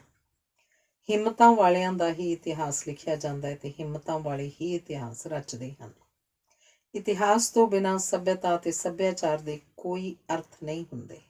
ਸੱਭਿਅਤਾ ਪਹਾੜ ਵਾਂਗ ਹੁੰਦੀ ਹੈ, ਸਥਿਰ ਤੇ ਟਿਕਾਊ। ਸੱਭਿਆਚਾਰ ਦਰਿਆਵਾਂ ਵਾਂਗ ਹੁੰਦੇ ਹਨ, ਜਿਹੜੇ ਸੱਭਿਅਤਾ ਵਿੱਚੋਂ ਨਿਕਲ ਕੇ ਦਰਿਆਵਾਂ ਵਾਂਗ ਮਨੁੱਖ ਨੂੰ ਵਿਸ਼ਾਲ ਤੇ ਖੁਸ਼ਹਾਲ ਬਣਾਉਂਦੇ ਰਹਿੰਦੇ ਹਨ। ਸੱਭਿਅਤਾ ਅਤੇ ਸੱਭਿਆਚਾਰ ਦੀ ਉਸਾਰੀ ਵਿੱਚ ਦੋਹਾਂ ਦਾ ਪਰਸਪਰ ਯੋਗਦਾਨ ਹੁੰਦਾ ਹੈ। ਇਸੇ ਲਈ ਸੱਭਿਅਤਾ ਅਤੇ ਸੱਭਿਆਚਾਰ ਸਮਾਜ ਦੇ ਹਰੇਕ ਵਿਅਕਤੀ ਨੂੰ ਪ੍ਰਭਾਵਿਤ ਕਰਦੇ ਹਨ। ਸੱਭਿਅਤਾ ਭ੍ਰਿਸ਼ਟ ਨਹੀਂ ਹੁੰਦੀ, ਭ੍ਰਿਸ਼ਟ ਹਕੂਮਤਾਂ ਜਾਂ ਹਾਕਮ ਹੁੰਦੇ ਹਨ। ਇਤਿਹਾਸ ਵਿੱਚ ਜੋ ਕੁਝ ਵੀ ਵਾਪਰਦਾ ਹੈ ਉਹਦਾ ਪੈਮਾਨਾ ਮਨੁੱਖ ਹੁੰਦਾ ਹੈ। ਇਸੇ ਕਰਕੇ ਇਤਿਹਾਸ ਮੁੱਖ ਰੂਪ ਵਿੱਚ ਮਨੁੱਖੀ ਵਿਹਾਰ ਨੂੰ ਪੇਸ਼ ਕਰਦਾ ਹੈ। ਇਤਿਹਾਸ ਅਜੋਕੀ ਸਥਿਤੀ ਨੂੰ ਸਮਝਣ ਵਿੱਚ ਇਸ ਲਈ ਸਹਾਈ ਹੁੰਦਾ ਹੈ ਕਿਉਂਕਿ ਹਰੇਕ ਗੱਲ ਜਾਂ ਘਟਨਾ ਦਾ ਪਿਛੋਕੜ ਹੁੰਦਾ ਹੈ ਤੇ ਅਸੀਂ ਪਿਛੋਕੜ ਦੀ ਰੌਸ਼ਨੀ ਵਿੱਚ ਹੀ ਕਿਸੇ ਘਟਨਾ ਨੂੰ ਸਮਝਦੇ ਹਾਂ। ਇਤਿਹਾਸ ਦਾ ਉਦੇਸ਼ ਮਨੁੱਖੀ ਵਿਹਾਰ ਦੇ ਉਹਨਾਂ ਸਦੀਵੀ ਨਿਯਮਾਂ ਨੂੰ ਲੱਭਣਾ ਹੁੰਦਾ ਹੈ ਜਿਨ੍ਹਾਂ ਦੇ ਆਧਾਰ 'ਤੇ ਕੌਮਾਂ, ਦੇਸ਼ਾਂ ਤੇ ਸਮਾਜਾਂ ਵੱਲੋਂ ਭਵਿੱਖ ਵਿੱਚ ਕੀਤੇ ਜਾਣ ਵਾਲੇ ਵਿਹਾਰ ਦਾ ਅਨੁਮਾਨ ਲਾਇਆ ਜਾ ਸਕੇ। ਇਹ ਨੇਮ ਅਜੇ ਤੱਕ ਲੱਭੇ ਨਹੀਂ ਗਏ, ਪਰ ਅਸੀਂ ਉਹਨਾਂ ਨੂੰ ਲੱਭਣ ਦੇ ਨੇੜੇ ਪਹੁੰਚੇ ਹੋਏ ਹਾਂ। ਵਰਤਮਾਨ ਅਤੀਤ ਦਾ ਹੀ ਅਜੋਕਾ ਰੂਪ ਹੁੰਦਾ ਹੈ ਤੇ ਭਵਿੱਖ ਵਰਤਮਾਨ ਦਾ ਹੀ ਨਵਾਂ ਰੂਪ ਹੋਏਗਾ। ਇਤਿਹਾਸ ਦੱਸਦਾ ਹੈ ਕਿ ਇਤਿਹਾਸ ਕਦੀ ਨਿਰਪੱਖ ਨਹੀਂ ਹੁੰਦੇ। ਜੇਤੂਆਂ ਦਾ ਇਤਿਹਾਸ ਹੋਰ ਹੁੰਦਾ ਹੈ, ਹਾਰਿਆਂ ਦਾ ਹੋਰ। ਉਦਾਹਰਣ ਵਜੋਂ ਸਿੱਖ ਇਤਿਹਾਸ 'ਚ ਮੁਗਲ ਬਾਦਸ਼ਾਹ ਜ਼ਾਲਮ ਸਨ, ਪਰ ਇਸਲਾਮੀ ਇਤਿਹਾਸ ਵਿੱਚ ਉਹ ਬੜੇ ਪ੍ਰਭਾਵਸ਼ਾਲੀ ਬਾਦਸ਼ਾਹ ਸਨ। ਜੇ ਸ਼ੇਰ ਇਤਿਹਾਸ ਲਿਖਦੇ ਤਾਂ ਉਹਨਾਂ ਨੇ ਸ਼ਿਕਾਰੀਆਂ ਦੇ ਡਰਪੋਕਪੁਣੇ ਨੂੰ ਹੀ ਪ੍ਰਗਟਾਉਣਾ ਸੀ। ਜੇ ਭੇਡਾਂ ਬੱਕਰੀਆਂ ਇਤਿਹਾਸ ਲਿਖਦੀਆਂ ਤਾਂ ਉਹਨਾਂ ਨੇ ਸ਼ੇਰ ਦੇ ਜ਼ੁਲਮ ਹੀ ਉਲੀਕਣੇ ਸਨ। ਇਤਿਹਾਸ ਦਾ ਸਿੱਧਾ ਸੰਬੰਧ ਕੁਦਰਤ, ਧਰਤੀ ਦੀ ਕਿਸਮ, ਪਾਣੀ ਦੇ ਸਰੋਤ, ਭੂਗੋਲਕ ਸਥਿਤੀ ਤੇ ਤਾਪਮਾਨ ਨਾਲ ਵੀ ਹੈ। ਕੁਦਰਤ ਸੱਭਿਅਕ ਅਤੇ ਉਜੜ ਸਮਾਜਾਂ ਵਿੱਚ ਕੋਈ ਅੰਤਰ ਨਹੀਂ ਕਰਦੀ, ਪਰ ਇਤਿਹਾਸ ਕਰਦੇ ਹਨ। ਮਨੁੱਖ ਨੇ ਜੋ ਕੁਝ ਹਜ਼ਾਰਾਂ ਸਾਲਾਂ ਦੀ ਜਦੋਜਹਿਦ ਨਾਲ ਬਣਾਇਆ ਹੈ, ਉਹ ਇੱਕ ਤੂਫਾਨ ਜਾਂ ਇੱਕ ਭੂਚਾਲ ਨਾਲ ਢਹਿ ਢੇਰੀ ਹੋ ਸਕਦਾ ਹੈ, ਪਰ ਮਨੁੱਖ ਨੇ ਕੁਝ ਬਣਾਇਆ ਹੀ ਨਹੀਂ ਹੁੰਦਾ। ਬਣਾਉਣ ਦੀ ਜਾਂਚ ਵੀ ਸਿੱਖੀ ਹੁੰਦੀ ਹੈ। ਸੋ ਉਹ ਭੂਚਾਲ ਦੀ ਤਬਾਹੀ ਉਪਰੰਤ ਪੁਨਰ ਉਸਾਰੀ 'ਚ ਰੁੱਝ ਜਾਂਦਾ ਹੈ। ਮਨੁੱਖ ਨਾਲੋਂ ਕੁਦਰਤ ਬੜੀ ਬਲਵਾਨ ਹੈ। ਗਰਮੀਆਂ ਵਿੱਚ ਜੇ ਤਾਪਮਾਨ 20 ਦਰਜੇ ਵੱਧ ਜਾਏ ਤਾਂ ਸਭ ਥਾਵਾਂ ਮਾਰੂਥਲ ਬਣ ਜਾਣਗੀਆਂ। ਅਫਰੀਕਾ ਨੂੰ ਤਾਪਮਾਨ ਨੇ ਉੱਠਣ ਹੀ ਨਹੀਂ ਦਿੱਤਾ।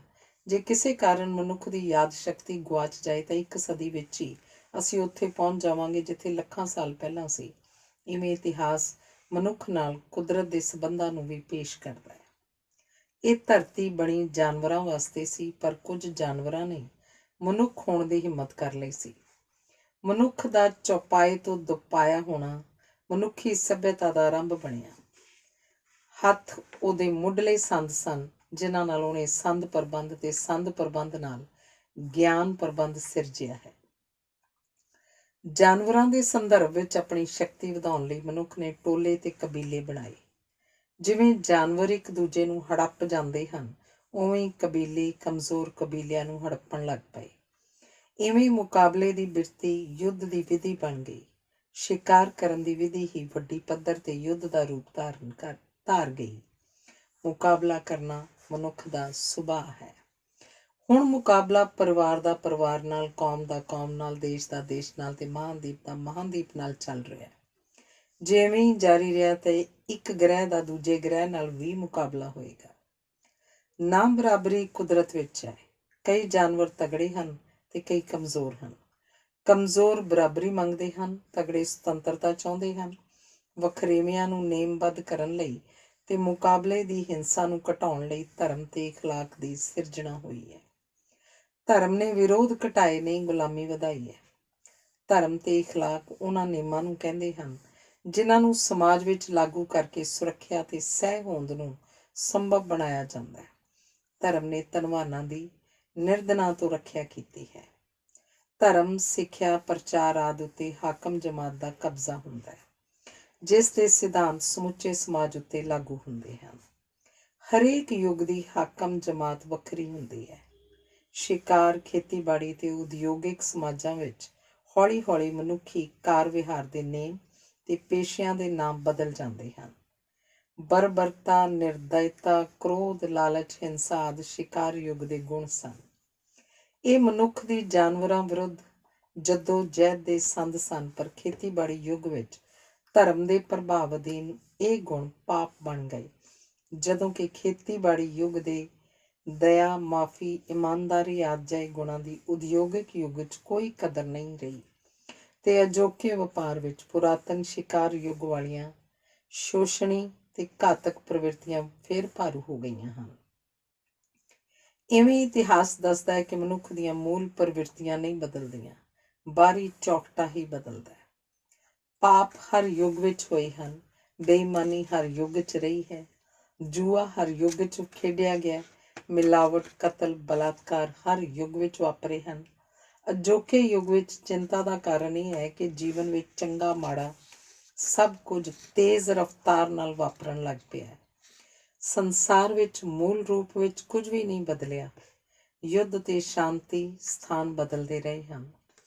ਯੁੱਧ ਸ਼ਾਂਤੀ ਸਥਾਪਿਤ ਕਰਨ ਲਈ ਲੜਿਆ ਜਾਂਦਾ ਹੈ, ਜਦੋਂ ਕਿ ਸ਼ਾਂਤੀ ਯੁੱਧ ਦੀ ਤਿਆਰੀ ਲਈ ਵਰਤੀ ਜਾਂਦੀ ਹੈ।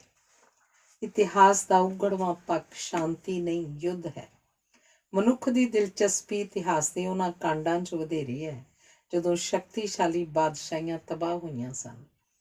ਕਿਸੇ ਦੇਸ਼ ਵਿੱਚ ਸ਼ਾਂਤੀ ਉਸ ਦੇਸ਼ ਵੱਲੋਂ ਯੁੱਧ ਕਰਨ ਦੀ ਸ਼ਕਤੀ ਦੇ ਅਨੁਪਾਤ 'ਚ ਹੀ ਹੁੰਦੀ ਹੈ। ਇਵੇਂ ਦੇਸ਼ ਭਗਤੀ ਵੀ ਯੁੱਧ ਦੀ ਤਿਆਰੀ ਦਾ ਇੱਕ ਸੰਦ ਹੁੰਦੀ ਹੈ।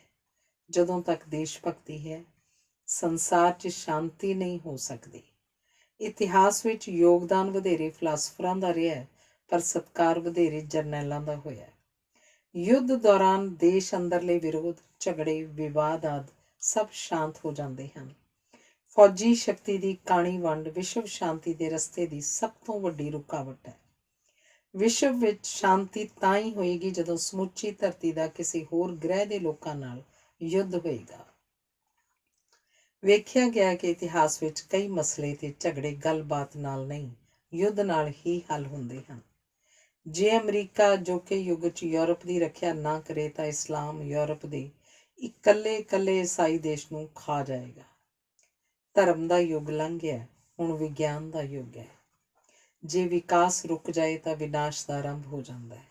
ਵਿਕਾਸ ਤੇ ਵਿਨਾਸ਼ ਦੇ ਵਾਪਰਨ ਸੰਬੰਧੀ ਇਤਿਹਾਸ ਕੁਝ ਨਿਯਮਾਂ ਦੀ ਨਿਸ਼ਾਨਦੇਹੀ ਕਰਦਾ ਹੈ।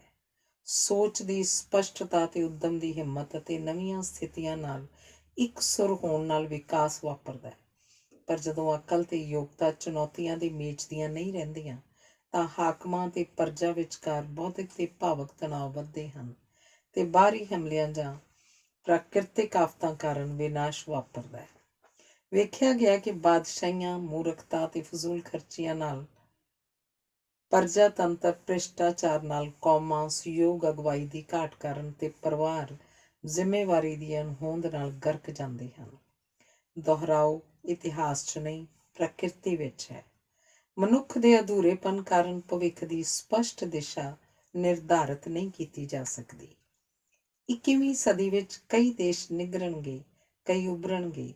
ਭਾਰਤ ਲਈ ਜਿਹੜੀ ਵਿਸ਼ਾਲ ਜਨਸੰਖਿਆ ਸਰਾਪ ਕਹੀ ਜਾਂਦੀ ਸੀ, ਉਹ ਨਵੀਆਂ ਹਾਲਤਾਂ 'ਚ ਭਾਰਤ ਨੂੰ 1 ਅਰਬ ਗਾਹਕਾਂ ਵਾਲਾ ਦੇਸ਼ ਬਣਾਏਗੀ ਤੇ ਸੰਸਾਰ ਭਰ ਦੀਆਂ ਕੰਪਨੀਆਂ ਸਾਨੂੰ ਮਾਲ ਵੇਚਣਗੀਆਂ ਤੇ ਸਾਡੇ ਲੋਕਾਂ ਨੂੰ ਕੰਮਾਂ ਤੇ ਲਾਉਣਗੀਆਂ।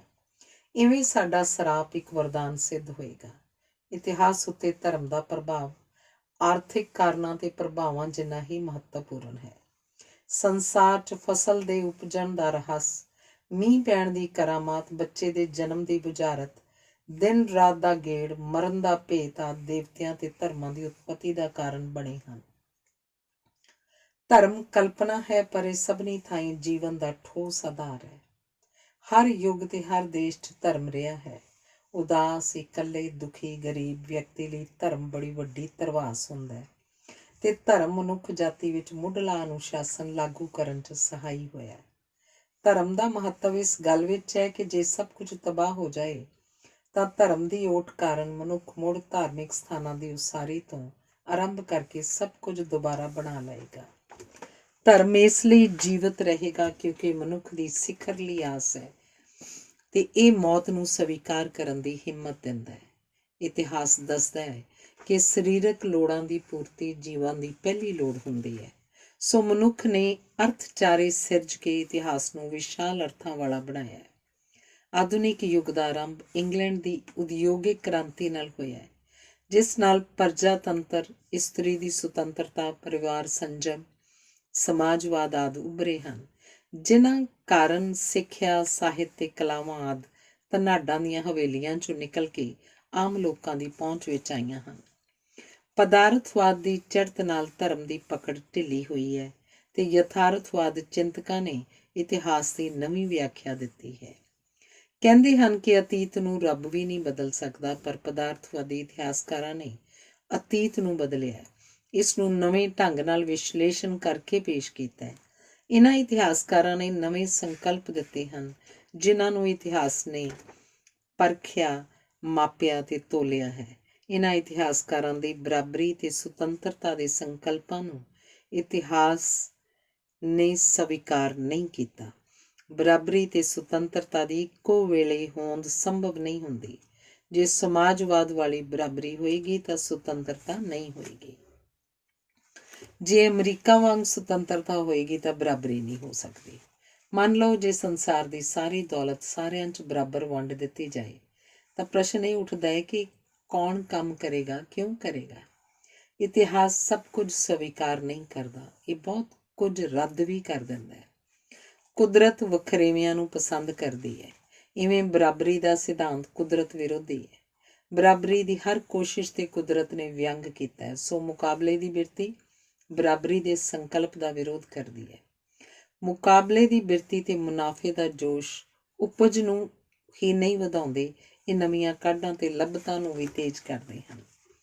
ਪ੍ਰਜਾਤੰਤਰ ਨਾ ਬਰਾਬਰੀ ਦੀ ਪ੍ਰਕਿਰਿਆ ਨੂੰ ਤੇਜ਼ ਕਰ ਦਿੰਦੇ ਹਨ, ਜਦੋਂ ਕਿ ਤਾਨਾਸ਼ਾਹੀ ਨਾ ਬਰਾਬਰੀ ਨੂੰ ਖਤਮ ਤਾਂ ਨਹੀਂ ਕਰਦੀ, ਪਰ ਇਹਦੀ ਰਫ਼ਤਾਰ ਘਟਾ ਦਿੰਦੀ ਹੈ। ਪਰ ਤਾਨਾਸ਼ਾਹੀ ਆਪਣੀ ਕਿਸਮ ਦੇ ਜ਼ਾਲਮ ਤੇ ਗੁਲਾਮ ਉਪਜਾਉਂਦੀ ਹੈ। ਇਤਿਹਾਸ ਨੇ ਸਾਬਤ ਕੀਤਾ ਹੈ ਕਿ ਸਮਾਜਵਾਦੀ ਆਰਥਿਕ ਪ੍ਰਣਾਲੀ ਕਾਮਿਆਂ ਦੇ ਵਿਰੋਧਾਂ ਨੂੰ ਕੁਚਲ ਕੇ, ਬਰਾਬਰੀ ਦਾ ਭਰਮ ਉਪਜਾ ਕੇ, ਬਾਹਰੀ ਖਤਰੇ ਦਾ ਡਰਾਵਾ ਦੇ ਕੇ, ਪ੍ਰਗਟਾਵੇ ਦੀ ਸੁਤੰਤਰਤਾ ਖੋਹ ਕੇ ਜੰਗੀ ਅਰਥਚਾਰੇ ਵਾਂਗ ਕੰਮ ਕਰਵਾਉਂਦੀ ਹੈ। ਜਿਉਂ-ਜਿਉਂ ਬਾਹਰੀ ਖਤਰੇ ਵੱਧਦੇ ਹਨ, ਤਿਉਂ-ਤਿਉਂ ਅੰਦਰਲੀ ਆਜ਼ਾਦੀ ਘਟਦੀ ਹੈ। ਪੂੰਜੀਵਾਦੀਆਂ ਦੇ ਹਮਲੇ ਦਾ ਡਰ ਉਪਜਾ ਕੇ ਸਮਾਜਵਾਦੀ ਦੇਸ਼ਾਂ 'ਚ ਬਾਗੀ ਮੁਕਾਏ ਗਏ ਹਨ ਤੇ ਵਿਰੋਧੀ ਦਬਾਏ ਗਏ ਹਨ। ਇਤਿਹਾਸ ਦੱਸਦਾ ਹੈ ਕਿ ਲੋਕਾਂ ਨੂੰ ਬੰਨ੍ਹ ਕੇ ਹੀ ਬਰਾਬਰ ਕੀਤਾ ਜਾ ਸਕਦਾ ਹੈ, ਪਰ ਜਿਉਂ ਹੀ ਲਗਾਮਾਂ ਢਿੱਲੀਆਂ ਹੁੰਦੀਆਂ ਸਭ ਕੁਝ ਖਿੰਡ ਜਾਂਦਾ ਹੈ। ਇਵੇਂ ਇਤਿਹਾਸ 'ਚ ਬਰਾਬਰੀ ਲਿਆਉਣ ਦੇ ਹਰ ਯਤਨ ਨਾਲ ਵਾਪਰਿਆ ਹੈ। ਹੇਠਲਿਆਂ ਨੇ ਸਦਾ ਬਰਾਬਰੀ ਮੰਗੀ ਹੈ, ਜਦੋਂ ਕਿ ਉੱਪਰਲਿਆਂ ਨੇ ਹਮੇਸ਼ਾ ਸੁਤੰਤਰਤਾ ਦੀ ਮੰਗ ਕੀਤੀ ਹੈ। ਦੋਵੇਂ ਵਰਤਾਰੇ ਇੱਕੋ ਵੇਲੇ ਸੰਭਵ ਨਹੀਂ ਹੁੰਦੇ। ਇਤਿਹਾਸ ਦੱਸਦਾ ਹੈ ਕਿ ਜਦੋਂ ਵੀ ਰਾਜਗੱਦੀ ਜੱਦੀ ਹੋ ਜਾਂਦੀ ਹੈ ਤਾਂ ਮੂਰਖਤਾ, ਗੈਰ ਜ਼ਿੰਮੇਵਾਰੀ ਤੇ ਫਜ਼ੂਲ ਖਰਚੀ ਵੱਧਦੀ ਹੈ, ਜਿਸ ਨਾਲ ਰਾਜੇ ਅਯਾਸ਼, ਲਾਪਰਵਾਹ ਤੇ ਦੇਸ਼ ਕਮਜ਼ੋਰ ਹੁੰਦੇ ਹਨ। ਰੋਮਨ ਇਤਿਹਾਸ ਵਿੱਚ ਈਸਵੀ ਕੈਲੰਡਰ ਦੇ ਆਰੰਭ ਵਿੱਚ 2 ਸਦੀਆਂ ਦਾ ਸਮਾਂ ਵਿਸ਼ਵ ਇਤਿਹਾਸ ਵਿੱਚ ਸਭ ਤੋਂ ਵੱਧ ਖੁਸ਼ਹਾਲੀ ਵਾਲਾ ਕਾਲ ਮੰਨਿਆ ਗਿਆ, ਕਿਉਂਕਿ ਇਸ ਸਮੇਂ ਦੌਰਾਨ ਬਾਦਸ਼ਾਹਾਂ ਨੇ ਰਾਜਗੱਦੀ ਪੁੱਤਰਾਂ ਨੂੰ ਨਹੀਂ, ਸਗੋਂ ਰਾਜ ਵਿਚਲੇ ਸਭ ਤੋਂ ਸੁਯੋਗ ਵਿਅਕਤੀਆਂ ਨੂੰ ਸੌਂਪੀ ਸੀ। ਇਹ ਵੀ ਵੇਖਿਆ ਗਿਆ ਕਿ ਹਰ ਦੇਸ਼ 'ਚ ਜਾਂ ਪ੍ਰਾਂਤ ਵਿੱਚ ਕੁਝ ਘਰਾਣੇ ਹੀ ਹਕੂਮਤ ਕਰਦੇ ਹਨ ਤੇ ਸਾਰੇ ਵਸੀਲੇ ਇਹਨਾਂ ਕੁਝ ਘਰਾਣਿਆਂ ਕੋਲ ਹੀ ਇਕੱਤਰ ਹੁੰਦੇ ਰਹਿੰਦੇ ਹਨ, ਜਿਨ੍ਹਾਂ ਦੇ ਭ੍ਰਿਸ਼ਟ ਹੋਣ ਤੇ ਇਹਨਾਂ ਦੇਸ਼ਾਂ ਵਿੱਚ ਇਨਕਲਾਬ ਵਾਪਰਦੇ ਹਨ। ਇਨਕਲਾਬ ਅਜੋਕੇ ਯੁੱਗ ਦਾ ਹੀ ਵਰਤਾਰਾ ਨਹੀਂ, ਇਨਕਲਾਬ ਨਿਰੰਤਰ ਵਾਪਰਦੇ ਰਹਿੰਦੇ ਹਨ। ਸਦੀਆਂ ਤੱਕ ਪ੍ਰਭਾਵ ਪਾਉਣ ਵਾਲੀ ਸੱਚੀ ਕ੍ਰਾਂਤੀ ਮਨ ਵਿੱਚ, ਸੋਚ ਦੀ ਅਮੀਰੀ ਵਿੱਚ, ਚਰਿੱਤਰ ਦੀ ਉਸਾਰੀ ਤੇ ਨਵੇਂ ਸਮਾਜ ਦੇ ਨਿਰਮਾਣ ਵਿੱਚ ਹਾਕਮ ਨਹੀਂ ਲਿਆਉਂਦੇ, ਸੰਤ, ਫਿਲਾਸਫਰ ਤੇ ਵਿਗਿਆਨੀ ਲਿਆਉਂਦੇ ਹਨ। ਰਾਜਨੀਤਿਕ ਤੇ ਆਰਥਿਕ ਕ੍ਰਾਂਤੀਆਂ ਨਾਲ ਗਰੀਬ ਹੀ ਅਮੀਰ ਨਹੀਂ ਹੁੰਦੇ, ਸਗੋਂ ਅਮੀਰ ਵੀ ਗਰੀਬ ਹੋ ਜਾਂਦੇ ਹਨ। ਇਤਿਹਾਸ ਇਹ ਵੀ ਦੱਸਦਾ ਹੈ ਕਿ ਜਿੱਥੇ ਕਈ ਧਰਮਾਂ, ਭਾਸ਼ਾਵਾਂ, ਨਸਲਾਂ ਆਦਿ ਦੇ ਲੋਕ ਰਹਿੰਦੇ ਹਨ, ਉੱਥੇ ਪ੍ਰਜਾਤੰਤਰ ਹੀ ਚੱਲ ਸਕਦਾ ਹੈ। ਇਵੇਂ ਅਮਰੀਕਾ, ਭਾਰਤ, ਕੈਨੇਡਾ ਆਦਿ ਦੇਸ਼ ਪ੍ਰਜਾਤੰਤਰ ਹੀ ਹੋ ਸਕਦੇ ਹਨ। ਜਿਨ੍ਹਾਂ ਦੇਸ਼ਾਂ 'ਚ ਇੱਕ ਹੀ ਧਰਮ ਦੇ ਲੋਕ ਰਹਿੰਦੇ ਹਨ ਤੇ ਇੱਕ ਹੀ ਭਾਸ਼ਾ, ਉੱਥੇ ਅਕਸਰ ਬਾਦਸ਼ਾਹੀ ਵਰਗੀ ਤਾਨਾਸ਼ਾਹੀ ਤੇ ਤਾਨਾਸ਼ਾਹੀ ਵਰਗੀ ਬਾਦਸ਼ਾਹੀ ਹੀ ਹੋ ਸਕਦੀ ਹੈ। ਇਤਿਹਾਸ ਗਵਾਹ ਹੈ ਕਿ ਡਿਕਟੇਟਰ ਦੇਸ਼ ਦਾ ਨੁਕਸਾਨ ਹੀ ਕਰਦੇ ਹਨ ਤੇ ਦੂਜੇ ਪਾਸੇ ਪ੍ਰਜਾਤੰਤਰਾਂ 'ਚ ਵਿਕਾਸ ਦੀ ਦਰ ਭਾਵੇਂ ਹੌਲੀ ਹੋਵੇ, ਪਰ ਪ੍ਰਜਾਤੰਤਰਾਂ ਵਿਚਲਾ ਵਿਕਾਸ ਹੰਢਣਸਾਰ ਤੇ ਸੰਤੁਲਿਤ ਹੁੰਦਾ ਹੈ। ਇਤਿਹਾਸ ਦੇ ਸੰਦਰਭ 'ਚ ਕੋਈ ਵੀ ਸੱਭਿਅਤਾ ਅਮਰ ਨਹੀਂ ਹੁੰਦੀ, ਪਰ ਸੱਭਿਅਤਾਵਾਂ ਦਾ ਪਤਨ ਬੜੀ ਸੁਸਤ ਚਾਲ ਨਾਲ ਹੁੰਦਾ ਹੈ। ਧਰਤੀ ਦਾ ਸੁਭਾਅ ਬਦਲਣ ਨਾਲ ਹਰਿਆਵਲਾਂ ਮਾਰੂਥਲ ਤੇ ਮਾਰੂਥਲ ਹਰਿਆਵਲਾਂ ਬਣ ਜਾਂਦੀਆਂ ਹਨ। ਮਨੁੱਖਾਂ ਦਾ ਜੀਵਨ ਜਨਮ, ਜਵਾਨੀ, ਬੁਢਾਪੇ ਵਾਂਗ ਸਾਲਾਂ 'ਚ ਹੁੰਦਾ ਹੈ, ਜਦੋਂ ਕਿ ਸੱਭਿਅਤਾਵਾਂ ਦਾ ਜੀਵਨ ਸੈਂਕੜੇ ਸਦੀਆਂ ਦੇ ਲੰਮੇ ਵਹਿਣਾਂ ਵਿੱਚ ਹੁੰਦਾ ਹੈ। ਮਿਸਰੀ, ਚੀਨੀ, ਯੂਨਾਨੀ, ਰੋਮਨ, ਭਾਰਤੀ ਸੱਭਿਅਤਾਵਾਂ ਦੇ ਚੌਕਟੇ ਬਦਲ ਗਏ ਹਨ ਤੇ ਇਹਨਾਂ ਦੇ ਬੀਜ ਸਾਰੇ ਸੰਸਾਰ 'ਚ ਖਿੰਡ ਗਏ ਹਨ। ਇਸੇ ਕਰਕੇ ਵਿਸ਼ਵ ਸੱਭਿਅਤਾ ਦੇ ਜਾਂ ਵਿਸ਼ਵੀਕਰਨ ਦੇ ਭਾਵ ਝੌਲੇ ਪੈਣ ਲੱਗ ਪਏ ਹਨ, ਪਰ ਪੁਰਾਤਨ ਸੱਭਿਅਤਾਵਾਂ ਮਨੁੱਖ ਜਾਤੀ ਦੀਆਂ ਯਾਦਾਂ ਵਿੱਚ ਅਜੇ ਵੀ ਵਸਦੀਆਂ ਹਨ। ਜਿਸ ਵਰਤਾਰੇ ਨੇ ਵੀ ਮਨੁੱਖੀ ਵਿਕਾਸ ਵਿੱਚ ਕਿਸੇ ਪ੍ਰਕਾਰ ਦਾ ਕੋਈ ਯੋਗਦਾਨ ਪਾਇਆ ਹੈ, ਉਹ ਮਨੁੱਖ ਦੇ ਅਚੇਤ ਵਿੱਚ ਜਿਉਂਦਾ ਰਹਿੰਦਾ ਹੈ। ਮਨੁੱਖ ਜਾਤੀ ਜੀਵਨ ਦੀ ਜੋ ਪੱਧਰ ਇੱਕ ਵਾਰੀ ਪ੍ਰਾਪਤ ਕਰ ਲਵੇ, ਉਸ ਤੋਂ ਕਦੇ ਪਿੱਛੇ ਨਹੀਂ ਮੁੜੀ। ਉਦਾਹਰਨ ਵਜੋਂ ਜੇ ਸੰਸਾਰ 'ਚ ਪੈਟਰੋਲ ਮੁੱਕ ਗਿਆ ਤਾਂ ਦੁਬਾਰਾ ਗੱਡੇ ਜਾਂ ਟਾਂਗੇ ਨਹੀਂ ਚੱਲਣਗੇ, ਖੂਹਾਂ ਤੋਂ ਮੁੜ ਪਾਣੀ ਨਹੀਂ ਭਰਿਆ ਜਾਏਗਾ। ਵੇਖਿਆ ਗਿਆ ਕਿ ਅਸੀਂ ਨਿੱਕੀਆਂ ਨਿੱਕੀਆਂ ਗੱਲਾਂ ਜਾਂ ਘਟਨਾਵਾਂ ਨਾਲ ਘਬਰਾ ਜਾਂਦੇ ਹਾਂ, ਪਰ ਡੂੰਘੀ ਸਮਝ ਇਸ ਗੱਲ ਵਿੱਚ ਹੈ ਕਿ ਸਮੱਸਿਆਵਾਂ ਤੇ ਘਟਨਾਵਾਂ ਨੂੰ ਸਦੀਆਂ ਦੀ ਲੰਮੀ ਦ੍ਰਿਸ਼ਟੀ ਨਾਲ ਵੇਖਿਆ ਜਾਏ। ਕੇਵਲ ਇਸ ਢੰਗ ਨਾਲ ਹੀ ਪਤਾ ਲੱਗੇਗਾ ਕਿ ਅਸੀਂ ਵਿਕਾਸ ਕਰ ਰਹੇ ਹਾਂ ਕਿ ਨਹੀਂ। ਕਈ ਇਸ ਮੱਤ ਦੇ ਹੋਣਗੇ ਕਿ ਅਸੀਂ ਨਿੱਘਰ ਰਹੇ ਹਾਂ, ਪਰ ਸਮਝਣ ਵਾਲੀ ਗੱਲ ਇਹ ਹੈ ਕਿ ਮਨੁੱਖ ਦਾ ਬੁਨਿਆਦੀ ਵਿਹਾਰ ਕਦੇ ਨਹੀਂ ਬਦਲਦਾ। ਵਸਤਾਂ ਪਦਾਰਥਾਂ ਦੀ ਪ੍ਰਾਪਤੀ, ਕਾਮ ਦੀ ਇੱਛਾ, ਅੱਗੇ ਲੰਘਣ ਦੀ ਰੀਝ, ਮੁਕਾਬਲੇ ਦੀ ਬਿਰਤੀ, ਸੁਰੱਖਿਆ ਦੀ ਲੋੜ ਆਦਿ ਮਨੁੱਖ ਦੀਆਂ ਸਦੀਵੀ ਲੋੜਾਂ ਵੀ ਹਨ ਤੇ ਤਾਂਘਾਂ ਵੀ। ਵਿਕਾਸ ਦੀ ਬੁਨਿਆਦੀ ਪਛਾਣ ਇਹ ਹੈ ਕਿ ਕੀ ਸਧਾਰਨ ਵਿਅਕਤੀ ਨੇ ਵਿਕਾਸ ਕੀਤਾ ਹੈ ਕਿ ਨਹੀਂ। ਜੇ ਅਸੀਂ ਜੀਵਨ ਨੂੰ ਪਿਛਲੀ 1 ਸਦੀ ਦੇ ਚੌਕਟੇ 'ਚ ਰੱਖ ਕੇ ਵੇਖੀਏ ਤਾਂ ਪਤਾ ਲੱਗਦਾ ਹੈ ਕਿ ਗਿਆਨ ਫੈਲਿਆ ਹੈ, ਸਿੱਖਿਆ ਹਰੇਕ ਵਿਅਕਤੀ ਦੀ ਪਹੁੰਚ ਵਿੱਚ ਆਈ ਹੈ, ਜੀਵਨ ਸੁਖਾਲਾ ਹੋਇਆ, ਸਾਰਿਆਂ ਦੀਆਂ ਉਮਰਾਂ ਵਧੀਆਂ ਹਨ। ਪਹਿਲਾਂ ਸਾਡੇ ਕੋਲ ਇੱਕ ਪਿੰਡ ਦੀ ਵੀ ਸੂਚਨਾ ਨਹੀਂ ਸੀ ਹੁੰਦੀ, ਹੁਣ ਸਾਰੇ ਸੰਸਾਰ ਦੀ ਹੈ। ਸਾਡੇ ਸੰਦ ਸੁਧਰੇ ਹਨ, ਅਗਿਆਨਤਾ ਘਟੀ ਹੈ, ਅਕਾਲ ਲੋਪ ਹੋ ਗਏ ਹਨ, ਬਿਮਾਰੀਆਂ ਦੇ ਇਲਾਜ ਲੱਭੇ ਗਏ ਹਨ, ਸਕੂਲ ਕਾਲਜ ਲਾਇਬ੍ਰੇਰੀਆਂ ਵਧੀਆਂ ਹਨ। ਅਜੋਕਾ ਜੀਵਨ ਵਧੇਰੇ ਸੁਤੰਤਰ ਹੀ ਨਹੀਂ, ਵਧੇਰੇ ਸੁਰੱਖਿਅਤ ਵੀ ਹੈ। ਅਨੇਕਾਂ ਵਿਗਾੜਾਂ ਤੇ ਘਾਟਾਂ ਦੇ ਬਾਵਜੂਦ ਪੂਰਵਜਾਂ ਦੇ ਮੁਕਾਬਲੇ ਸਾਡੇ ਕੋਲ ਅਗਲੀ ਪੀੜ੍ਹੀ ਨੂੰ ਦੇਣ ਲਈ ਸਭ ਕੁਝ ਵਧੇਰੇ ਹੈ। ਜੋ ਸਾਨੂੰ ਮਿਲਿਆ ਸੀ ਉਹਨੂੰ ਸੁਧਾਰ ਕੇ, ਅਮੀਰ ਤੇ ਖੁਸ਼ਹਾਲ ਕਰਕੇ ਅਸੀਂ ਅਗਲੀ ਪੀੜ੍ਹੀ ਨੂੰ ਦੇ ਰਹੇ ਹਾਂ। ਹੁਣ ਹਰ ਬੱਚਾ ਵਿਸ਼ਾਲ ਸੰਸਾਰ 'ਚ ਜਨਮਦਾ ਹੈ ਤੇ ਉਸ ਕੋਲ ਜੀਵਨ ਜਿਉਣ ਦੇ ਸਾਧਨ ਤੇ ਅਵਸਰ ਵਧੇਰੇ ਹਨ। ਵਿਕਾਸ ਤੇ ਵਿਨਾਸ਼ ਬਾਰੇ ਮਤਭੇਦ ਹੋ ਸਕਦਾ ਹੈ, ਪਰ ਇਤਿਹਾਸ ਦਾ ਨਿਚੋੜ ਇਹ ਹੈ ਕਿ ਭਾਵੇਂ ਵਿਕਾਸ ਵਾਪਰੇ ਜਾਂ ਵਿਨਾਸ਼, ਜੀਵਨ ਤੇ ਸੰਸਾਰ ਚੱਲਦਾ ਰਹਿੰਦਾ ਹੈ। ਧੰਨਵਾਦ। ਅਗਲਾ ਲੇਖ ਹੈ ਜੋਤਿਸ਼ ਤੇ ਜੋਤਸ਼ੀ। ਜੋਤਸ਼ੀ ਲੋਕਾਂ ਨੂੰ ਭਾਂਤ-ਭਾਂਤ ਦੇ ਵਹਿਮ ਪਾਉਂਦੇ ਹਨ, ਇਸ ਲਈ ਅਕਸਰ ਵਹਿਮੀ ਲੋਕ ਹੀ ਜੋਤਸ਼ੀਆਂ ਕੋਲ ਜਾਂਦੇ ਹਨ। ਵਹਿਮ ਭਰਮ ਜਾਂ ਅੰਧ ਵਿਸ਼ਵਾਸ ਕਮਜ਼ੋਰ ਦਿਮਾਗਾਂ ਦਾ ਧਰਮ ਵੀ ਹੁੰਦਾ ਹੈ ਤੇ ਵਿਗਿਆਨ ਵੀ। ਮਨੁੱਖ ਚਾਹੁੰਦਾ ਹੈ ਕਿ ਉਹਦਾ ਜੀਵਨ ਨਿਰਵਿਘਨ ਚੱਲੇ ਤੇ ਜੀਵਨ ਭਰ ਉਹਦੀਆਂ ਤਾਜ਼ਪੋਸ਼ੀਆਂ ਹੀ ਹੋਣ, ਪਰ ਉਹਦੇ ਵੱਸੋਂ ਬਾਹਰਲੀਆਂ ਸ਼ਕਤੀਆਂ ਤੇ ਵਿਅਕਤੀਆਂ ਕਾਰਨ ਮੁਸ਼ਕਿਲਾਂ ਤੇ ਮੁਸੀਬਤਾਂ ਉਹਦੇ ਜੀਵਨ 'ਚ ਨਿਰੰਤਰ ਦਖਲ ਦੇ ਕੇ ਉਹਨੂੰ ਪਰੇਸ਼ਾਨ ਕਰਦੀਆਂ ਰਹਿੰਦੀਆਂ ਹਨ। ਮਨੁੱਖ ਜਾਣਨਾ ਚਾਹੁੰਦਾ ਹੈ ਕਿ ਉਹਦੀਆਂ ਚਿੰਤਾਵਾਂ ਤੇ ਪਰੇਸ਼ਾਨੀਆਂ ਕਦੋਂ ਮੁੱਕਣਗੀਆਂ। ਅਤੀਤ ਸੰਬੰਧੀ ਕਿਸੇ ਨੂੰ ਕੋਈ ਸ਼ਿਕਾਇਤ ਨਹੀਂ ਹੁੰਦੀ, ਚਿੰਤਾ ਹਮੇਸ਼ਾ ਭਵਿੱਖ ਸੰਬੰਧੀ ਹੁੰਦੀ ਹੈ, ਕਿਉਂਕਿ ਭਵਿੱਖ ਅਨਿਸ਼ਚਿਤ ਹੁੰਦਾ ਹੈ। ਹਰੇਕ ਮਨੁੱਖੀ ਅਨਿਸ਼ਚਿਤਤਾ ਦੇ ਵਾਤਾਵਰਨ 'ਚ ਸਥਿਰ ਭਵਿੱਖ ਲਈ ਤਾਂਘ ਕਰਦਾ ਹੈ। ਮਨੁੱਖ ਨੂੰ ਚਿੰਤਾਵਾਂ ਤੇ ਪਰੇਸ਼ਾਨੀਆਂ 'ਚ ਧਰਵਾਸ ਦੇਣ ਲਈ ਕਈ ਉਪਰਾਲਿਆਂ ਵਿੱਚੋਂ ਜੋਤਿਸ਼ ਵੀ ਇੱਕ ਉਪਰਾਲਾ ਹੈ। ਗਿਆਨ, ਸਮਾਜ, ਧਰਮ, ਸੱਭਿਆਚਾਰ, ਵਿਗਿਆਨ ਆਦਿ ਰਲ ਕੇ ਵੀ ਮਨੁੱਖ ਨੂੰ ਚਿੰਤਾ ਮੁਕਤ ਨਹੀਂ ਕਰ ਸਕੇ। ਇਸੇ ਕਰਕੇ ਮਨੁੱਖ ਅਣਜਾਣੇ ਤੇ ਅਦਿੱਖ ਤੋਂ ਭੈ-ਭੀਤ ਹੈ।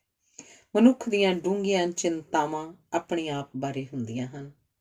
ਬਾਕੀ ਸੰਸਾਰ ਦੀਆਂ ਸਮੱਸਿਆਵਾਂ ਬਾਰੇ ਉਹ ਮਹਿਸੂਸ ਤਾਂ ਕਰਦਾ ਹੈ, ਪਰ ਉਹਨਾਂ ਤੋਂ ਪਰੇਸ਼ਾਨ ਨਹੀਂ ਹੁੰਦਾ। ਜਿਵੇਂ ਜੇ ਵੱਡਾ ਆਪਰੇਸ਼ਨ ਹੋਣਾ ਹੈ ਤਾਂ ਚਿੰਤਾ ਹੈ ਕਿ ਬਚਾਂਗਾ ਜਾਂ ਨਹੀਂ, ਵਪਾਰ ਆਰੰਭ ਕਰਨਾ ਹੈ, ਸਫਲ ਹੋਵਾਂਗਾ ਕਿ ਨਹੀਂ, ਧੀ ਲਈ ਰਿਸ਼ਤਾ ਲੱਭਣਾ ਹੈ, ਚੰਗਾ ਰਿਸ਼ਤਾ ਲੱਭੇਗਾ ਕਿ ਨਹੀਂ। ਮਨੁੱਖ ਦੀਆਂ ਪਾਤਸ਼ਾਹੀਆਂ, ਪਦਵੀਆਂ, ਸਰਦਾਰੀਆਂ ਸਭ ਮੁੱਕ ਜਾਂਦੀਆਂ ਹਨ, ਪਰ ਅਸਫਲਤਾਵਾਂ, ਹਾਰਾਂ ਤੇ ਘਾਟੇ ਲੰਮਾ ਅਰਸਾ ਜੀਵਨ 'ਤੇ ਪ੍ਰਭਾਵ ਪਾਉਂਦੇ ਰਹਿੰਦੇ ਹਨ ਤੇ ਸਫਲਤਾ ਇੱਕ ਮ੍ਰਿਗ ਤ੍ਰਿਸ਼ਨਾ ਬਣ ਜਾਂਦੀ ਹੈ। ਅਜੋਕੇ ਮਨੁੱਖ ਦੀ ਸਭ ਤੋਂ ਵੱਡੀ ਚਿੰਤਾ ਸਫਲ ਹੋਣ ਦੀ ਹੈ। ਭਾਵੇਂ ਕੋਈ ਸਫਲ ਵੀ ਹੋਵੇ ਤਾਂ ਵੀ ਜਿਉਂ-ਜਿਉਂ ਉਮਰ 'ਚ ਵੱਡਾ ਹੁੰਦਾ ਜਾਂਦਾ ਹੈ, ਉਹ ਮਨੁੱਖਾਂ ਤੋਂ ਪਰੇਸ਼ਾਨ ਤੇ ਭਵਿੱਖ ਪ੍ਰਤੀ ਬੇਜ਼ਾਰ ਹੋਈ ਜਾਂਦਾ ਹੈ। ਜਦੋਂ ਕਿਸੇ ਕੋਲ ਪੈਸਾ ਹੋ ਜਾਂਦਾ ਹੈ ਤਾਂ ਉਹ ਇਸ ਗੱਲ ਤੋਂ ਪਰੇਸ਼ਾਨ ਹੁੰਦਾ ਹੈ ਕਿ ਮੈਂ ਸਭ ਕੁਝ ਹੋਣ ਦੇ ਬਾਵਜੂਦ ਪਰੇਸ਼ਾਨ ਕਿਉਂ ਹਾਂ। ਪਰੇਸ਼ਾਨੀਆਂ ਉਹਨੂੰ ਜਿਉਣ ਨਹੀਂ ਦਿੰਦੀਆਂ ਤੇ ਇਕੱਠੀ ਕੀਤੀ ਜਾਇਦਾਦ ਉਹਨੂੰ ਮਰਨ ਨਹੀਂ ਦਿੰਦੀ। ਇਹ ਚਿੰਤਾ ਹੀ ਉਹਨੂੰ ਜੋਤਸ਼ੀ ਕੋਲ ਲੈ ਜਾਂਦੀ ਹੈ। ਲੋਕਾਂ ਦੇ ਪਾਪ ਪ੍ਰੋਹਤ ਦੇ ਕਿੱਤੇ ਦਾ ਆਧਾਰ ਹੁੰਦੇ ਹਨ ਤੇ ਲੋਕਾਂ ਦੀਆਂ ਪਰੇਸ਼ਾਨੀਆਂ ਜੋਤਸ਼ੀ ਦੀ ਉਪਜੀਵਕਾ ਬਣਦੀਆਂ ਹਨ। ਮਨੁੱਖ ਹੋਰਾਂ ਨਾਲ ਮੁਕਾਬਲਾ ਵੀ ਕਰਨਾ ਚਾਹੁੰਦਾ ਤੇ ਉਹਨਾਂ ਤੋਂ ਵਧੇਰੇ ਅਮੀਰ ਵੀ ਹੋਣਾ ਚਾਹੁੰਦਾ ਹੈ ਤੇ ਸ਼ਾਂਤ ਵੀ ਹੋਣਾ ਚਾਹੁੰਦਾ ਹੈ। ਇਹ ਇੱਕੋ ਵੇਲੇ ਦੇ ਦੋ ਵਿਰੋਧੀ ਦਿਸ਼ਾਵਾਂ 'ਚ ਚੱਲਣ ਦਾ ਅਸਫਲ ਯਤਨ ਹੁੰਦਾ ਹੈ, ਜਿਸ ਕਾਰਨ ਅਸ਼ਾਂਤੀ ਉਪਜਦੀ ਹੈ। ਪਰ ਮਨੁੱਖ ਅਸ਼ਾਂਤੀ ਵਿੱਚ ਸ਼ਾਂਤੀ ਲਈ ਤਾਂਘਦਾ ਹੈ ਤੇ ਬਿਮਾਰੀ ਵਿੱਚ ਚੰਗੀ ਸਿਹਤ ਦੇ ਸੁਪਨੇ ਲੈਂਦਾ ਹੈ। ਉਹ ਇਸਤਰੀ ਦੇ ਸਾਥ ਲਈ ਭਟਕਦਾ ਹੈ, ਪਰ ਉਸਨੂੰ ਆਪਣੇ ਬਰਾਬਰ ਮੰਨਣ ਤੋਂ ਇਨਕਾਰੀ ਹੁੰਦਾ ਹੈ। ਜਦੋਂ ਮਨੁੱਖ ਦੇ ਸਾਰੇ ਢੰਗ ਦੁਖੀ ਹੋਣ ਦੇ ਹਨ ਤਾਂ ਉਹ ਪ੍ਰਸੰਨ, ਸੰਤੁਸ਼ਟ ਤੇ ਸ਼ਾਂਤ ਕਿਵੇਂ ਹੋ ਸਕਦਾ ਹੈ? ਪੁਰਸ਼ ਦੀਆਂ ਬਹੁਤੀਆਂ ਪਰੇਸ਼ਾਨੀਆਂ ਉਹਦੇ ਰੁਜ਼ਗਾਰ ਨਾਲ ਤੇ ਇਸਤਰੀ ਦੀਆਂ ਬਹੁਤੀਆਂ ਚਿੰਤਾਵਾਂ ਘਰ ਪਰਿਵਾਰ ਨਾਲ ਜੁੜੀਆਂ ਹੁੰਦੀਆਂ ਹਨ। ਇਸਤਰੀਆਂ ਆਦਤਨ ਹੀ ਵਧੇਰੇ ਪਰੇਸ਼ਾਨ ਹੁੰਦੀਆਂ ਹਨ ਤੇ ਪਰੇਸ਼ਾਨ ਕਰਦੀਆਂ ਹਨ। ਪੁਰਸ਼ ਜਾਤੀ ਪ੍ਰਤੀ ਇਸਤਰੀ ਦੇ ਸਭ ਪ੍ਰਕਾਰ ਦੇ ਗਿਲੇ ਸ਼ਿਕਵੇ ਉਹਦੇ ਪਤੀ ਤੇ ਕੇਂਦਰਿਤ ਹੁੰਦੇ ਹਨ। ਆਪਣੀ ਕਮਜ਼ੋਰ ਸਰੀਰਕ, ਭਾਵਕ ਤੇ ਆਰਥਿਕ ਸਮਾਜਿਕ ਹਾਲਤ ਕਾਰਨ ਇਸਤਰੀ ਹਰ ਵੇਲੇ ਕਿਸੇ ਚੀਜ਼ ਜਾਂ ਕਿਸੇ ਵਿਅਕਤੀ ਵਿਰੁੱਧ ਗਿਲੇ ਸ਼ਿਕਵੇ ਕਰਦੀ ਰਹਿੰਦੀ ਹੈ। ਉਸਦੇ ਪਤੀ ਦੀ ਸਭ ਤੋਂ ਵੱਡੀ ਗਲਤੀ ਇਹ ਹੁੰਦੀ ਹੈ ਕਿ ਉਹ ਪੁਰਸ਼ ਹੈ। ਉਹਦਾ ਪੁਰਸ਼ ਹੋਣਾ ਹੀ ਇਸਤਰੀ ਲਈ ਅਨਿਆਏ ਹੈ, ਪਰ ਇਸ ਅਨਿਆਂ ਦੇ ਬਾਵਜੂਦ ਉਹ ਪਤੀ ਨੂੰ ਤਿਆਗਦੀ ਨਹੀਂ, ਕਿਉਂਕਿ ਜੇ ਉਹ ਤਿਆਗ ਦੇਵੇ ਤਾਂ ਉਹ ਆਪਣੀਆਂ ਪਰੇਸ਼ਾਨੀਆਂ ਦਾ ਦੋਸ਼ ਕਿਸ ਨੂੰ ਦੇਵੇਗੀ? ਸ਼ਾਇਦ ਪਤੀਆਂ ਤੋਂ ਨਿਰੰਤਰ ਪਰੇਸ਼ਾਨ ਹੋਣ ਕਰਕੇ ਹੀ ਇਸਤਰੀਆਂ ਪਰਮਾਤਮਾ ਵਿੱਚ ਵਧੇਰੇ ਵਿਸ਼ਵਾਸ ਕਰਦੀਆਂ ਹਨ। ਜਦੋਂ ਮਨੁੱਖ ਬਹੁਤ ਪਰੇਸ਼ਾਨ ਹੁੰਦਾ ਹੈ, ਡਾਕਟਰ ਕੋਲ ਜਾਂਦਾ ਹੈ, ਪਰ ਵਹਿਮਾਂ ਭਰਮਾਂ ਵਾਲੇ ਲੋਕ ਜੋਤਸ਼ੀ ਕੋਲ ਵੀ ਜਾਂਦੇ ਹਨ।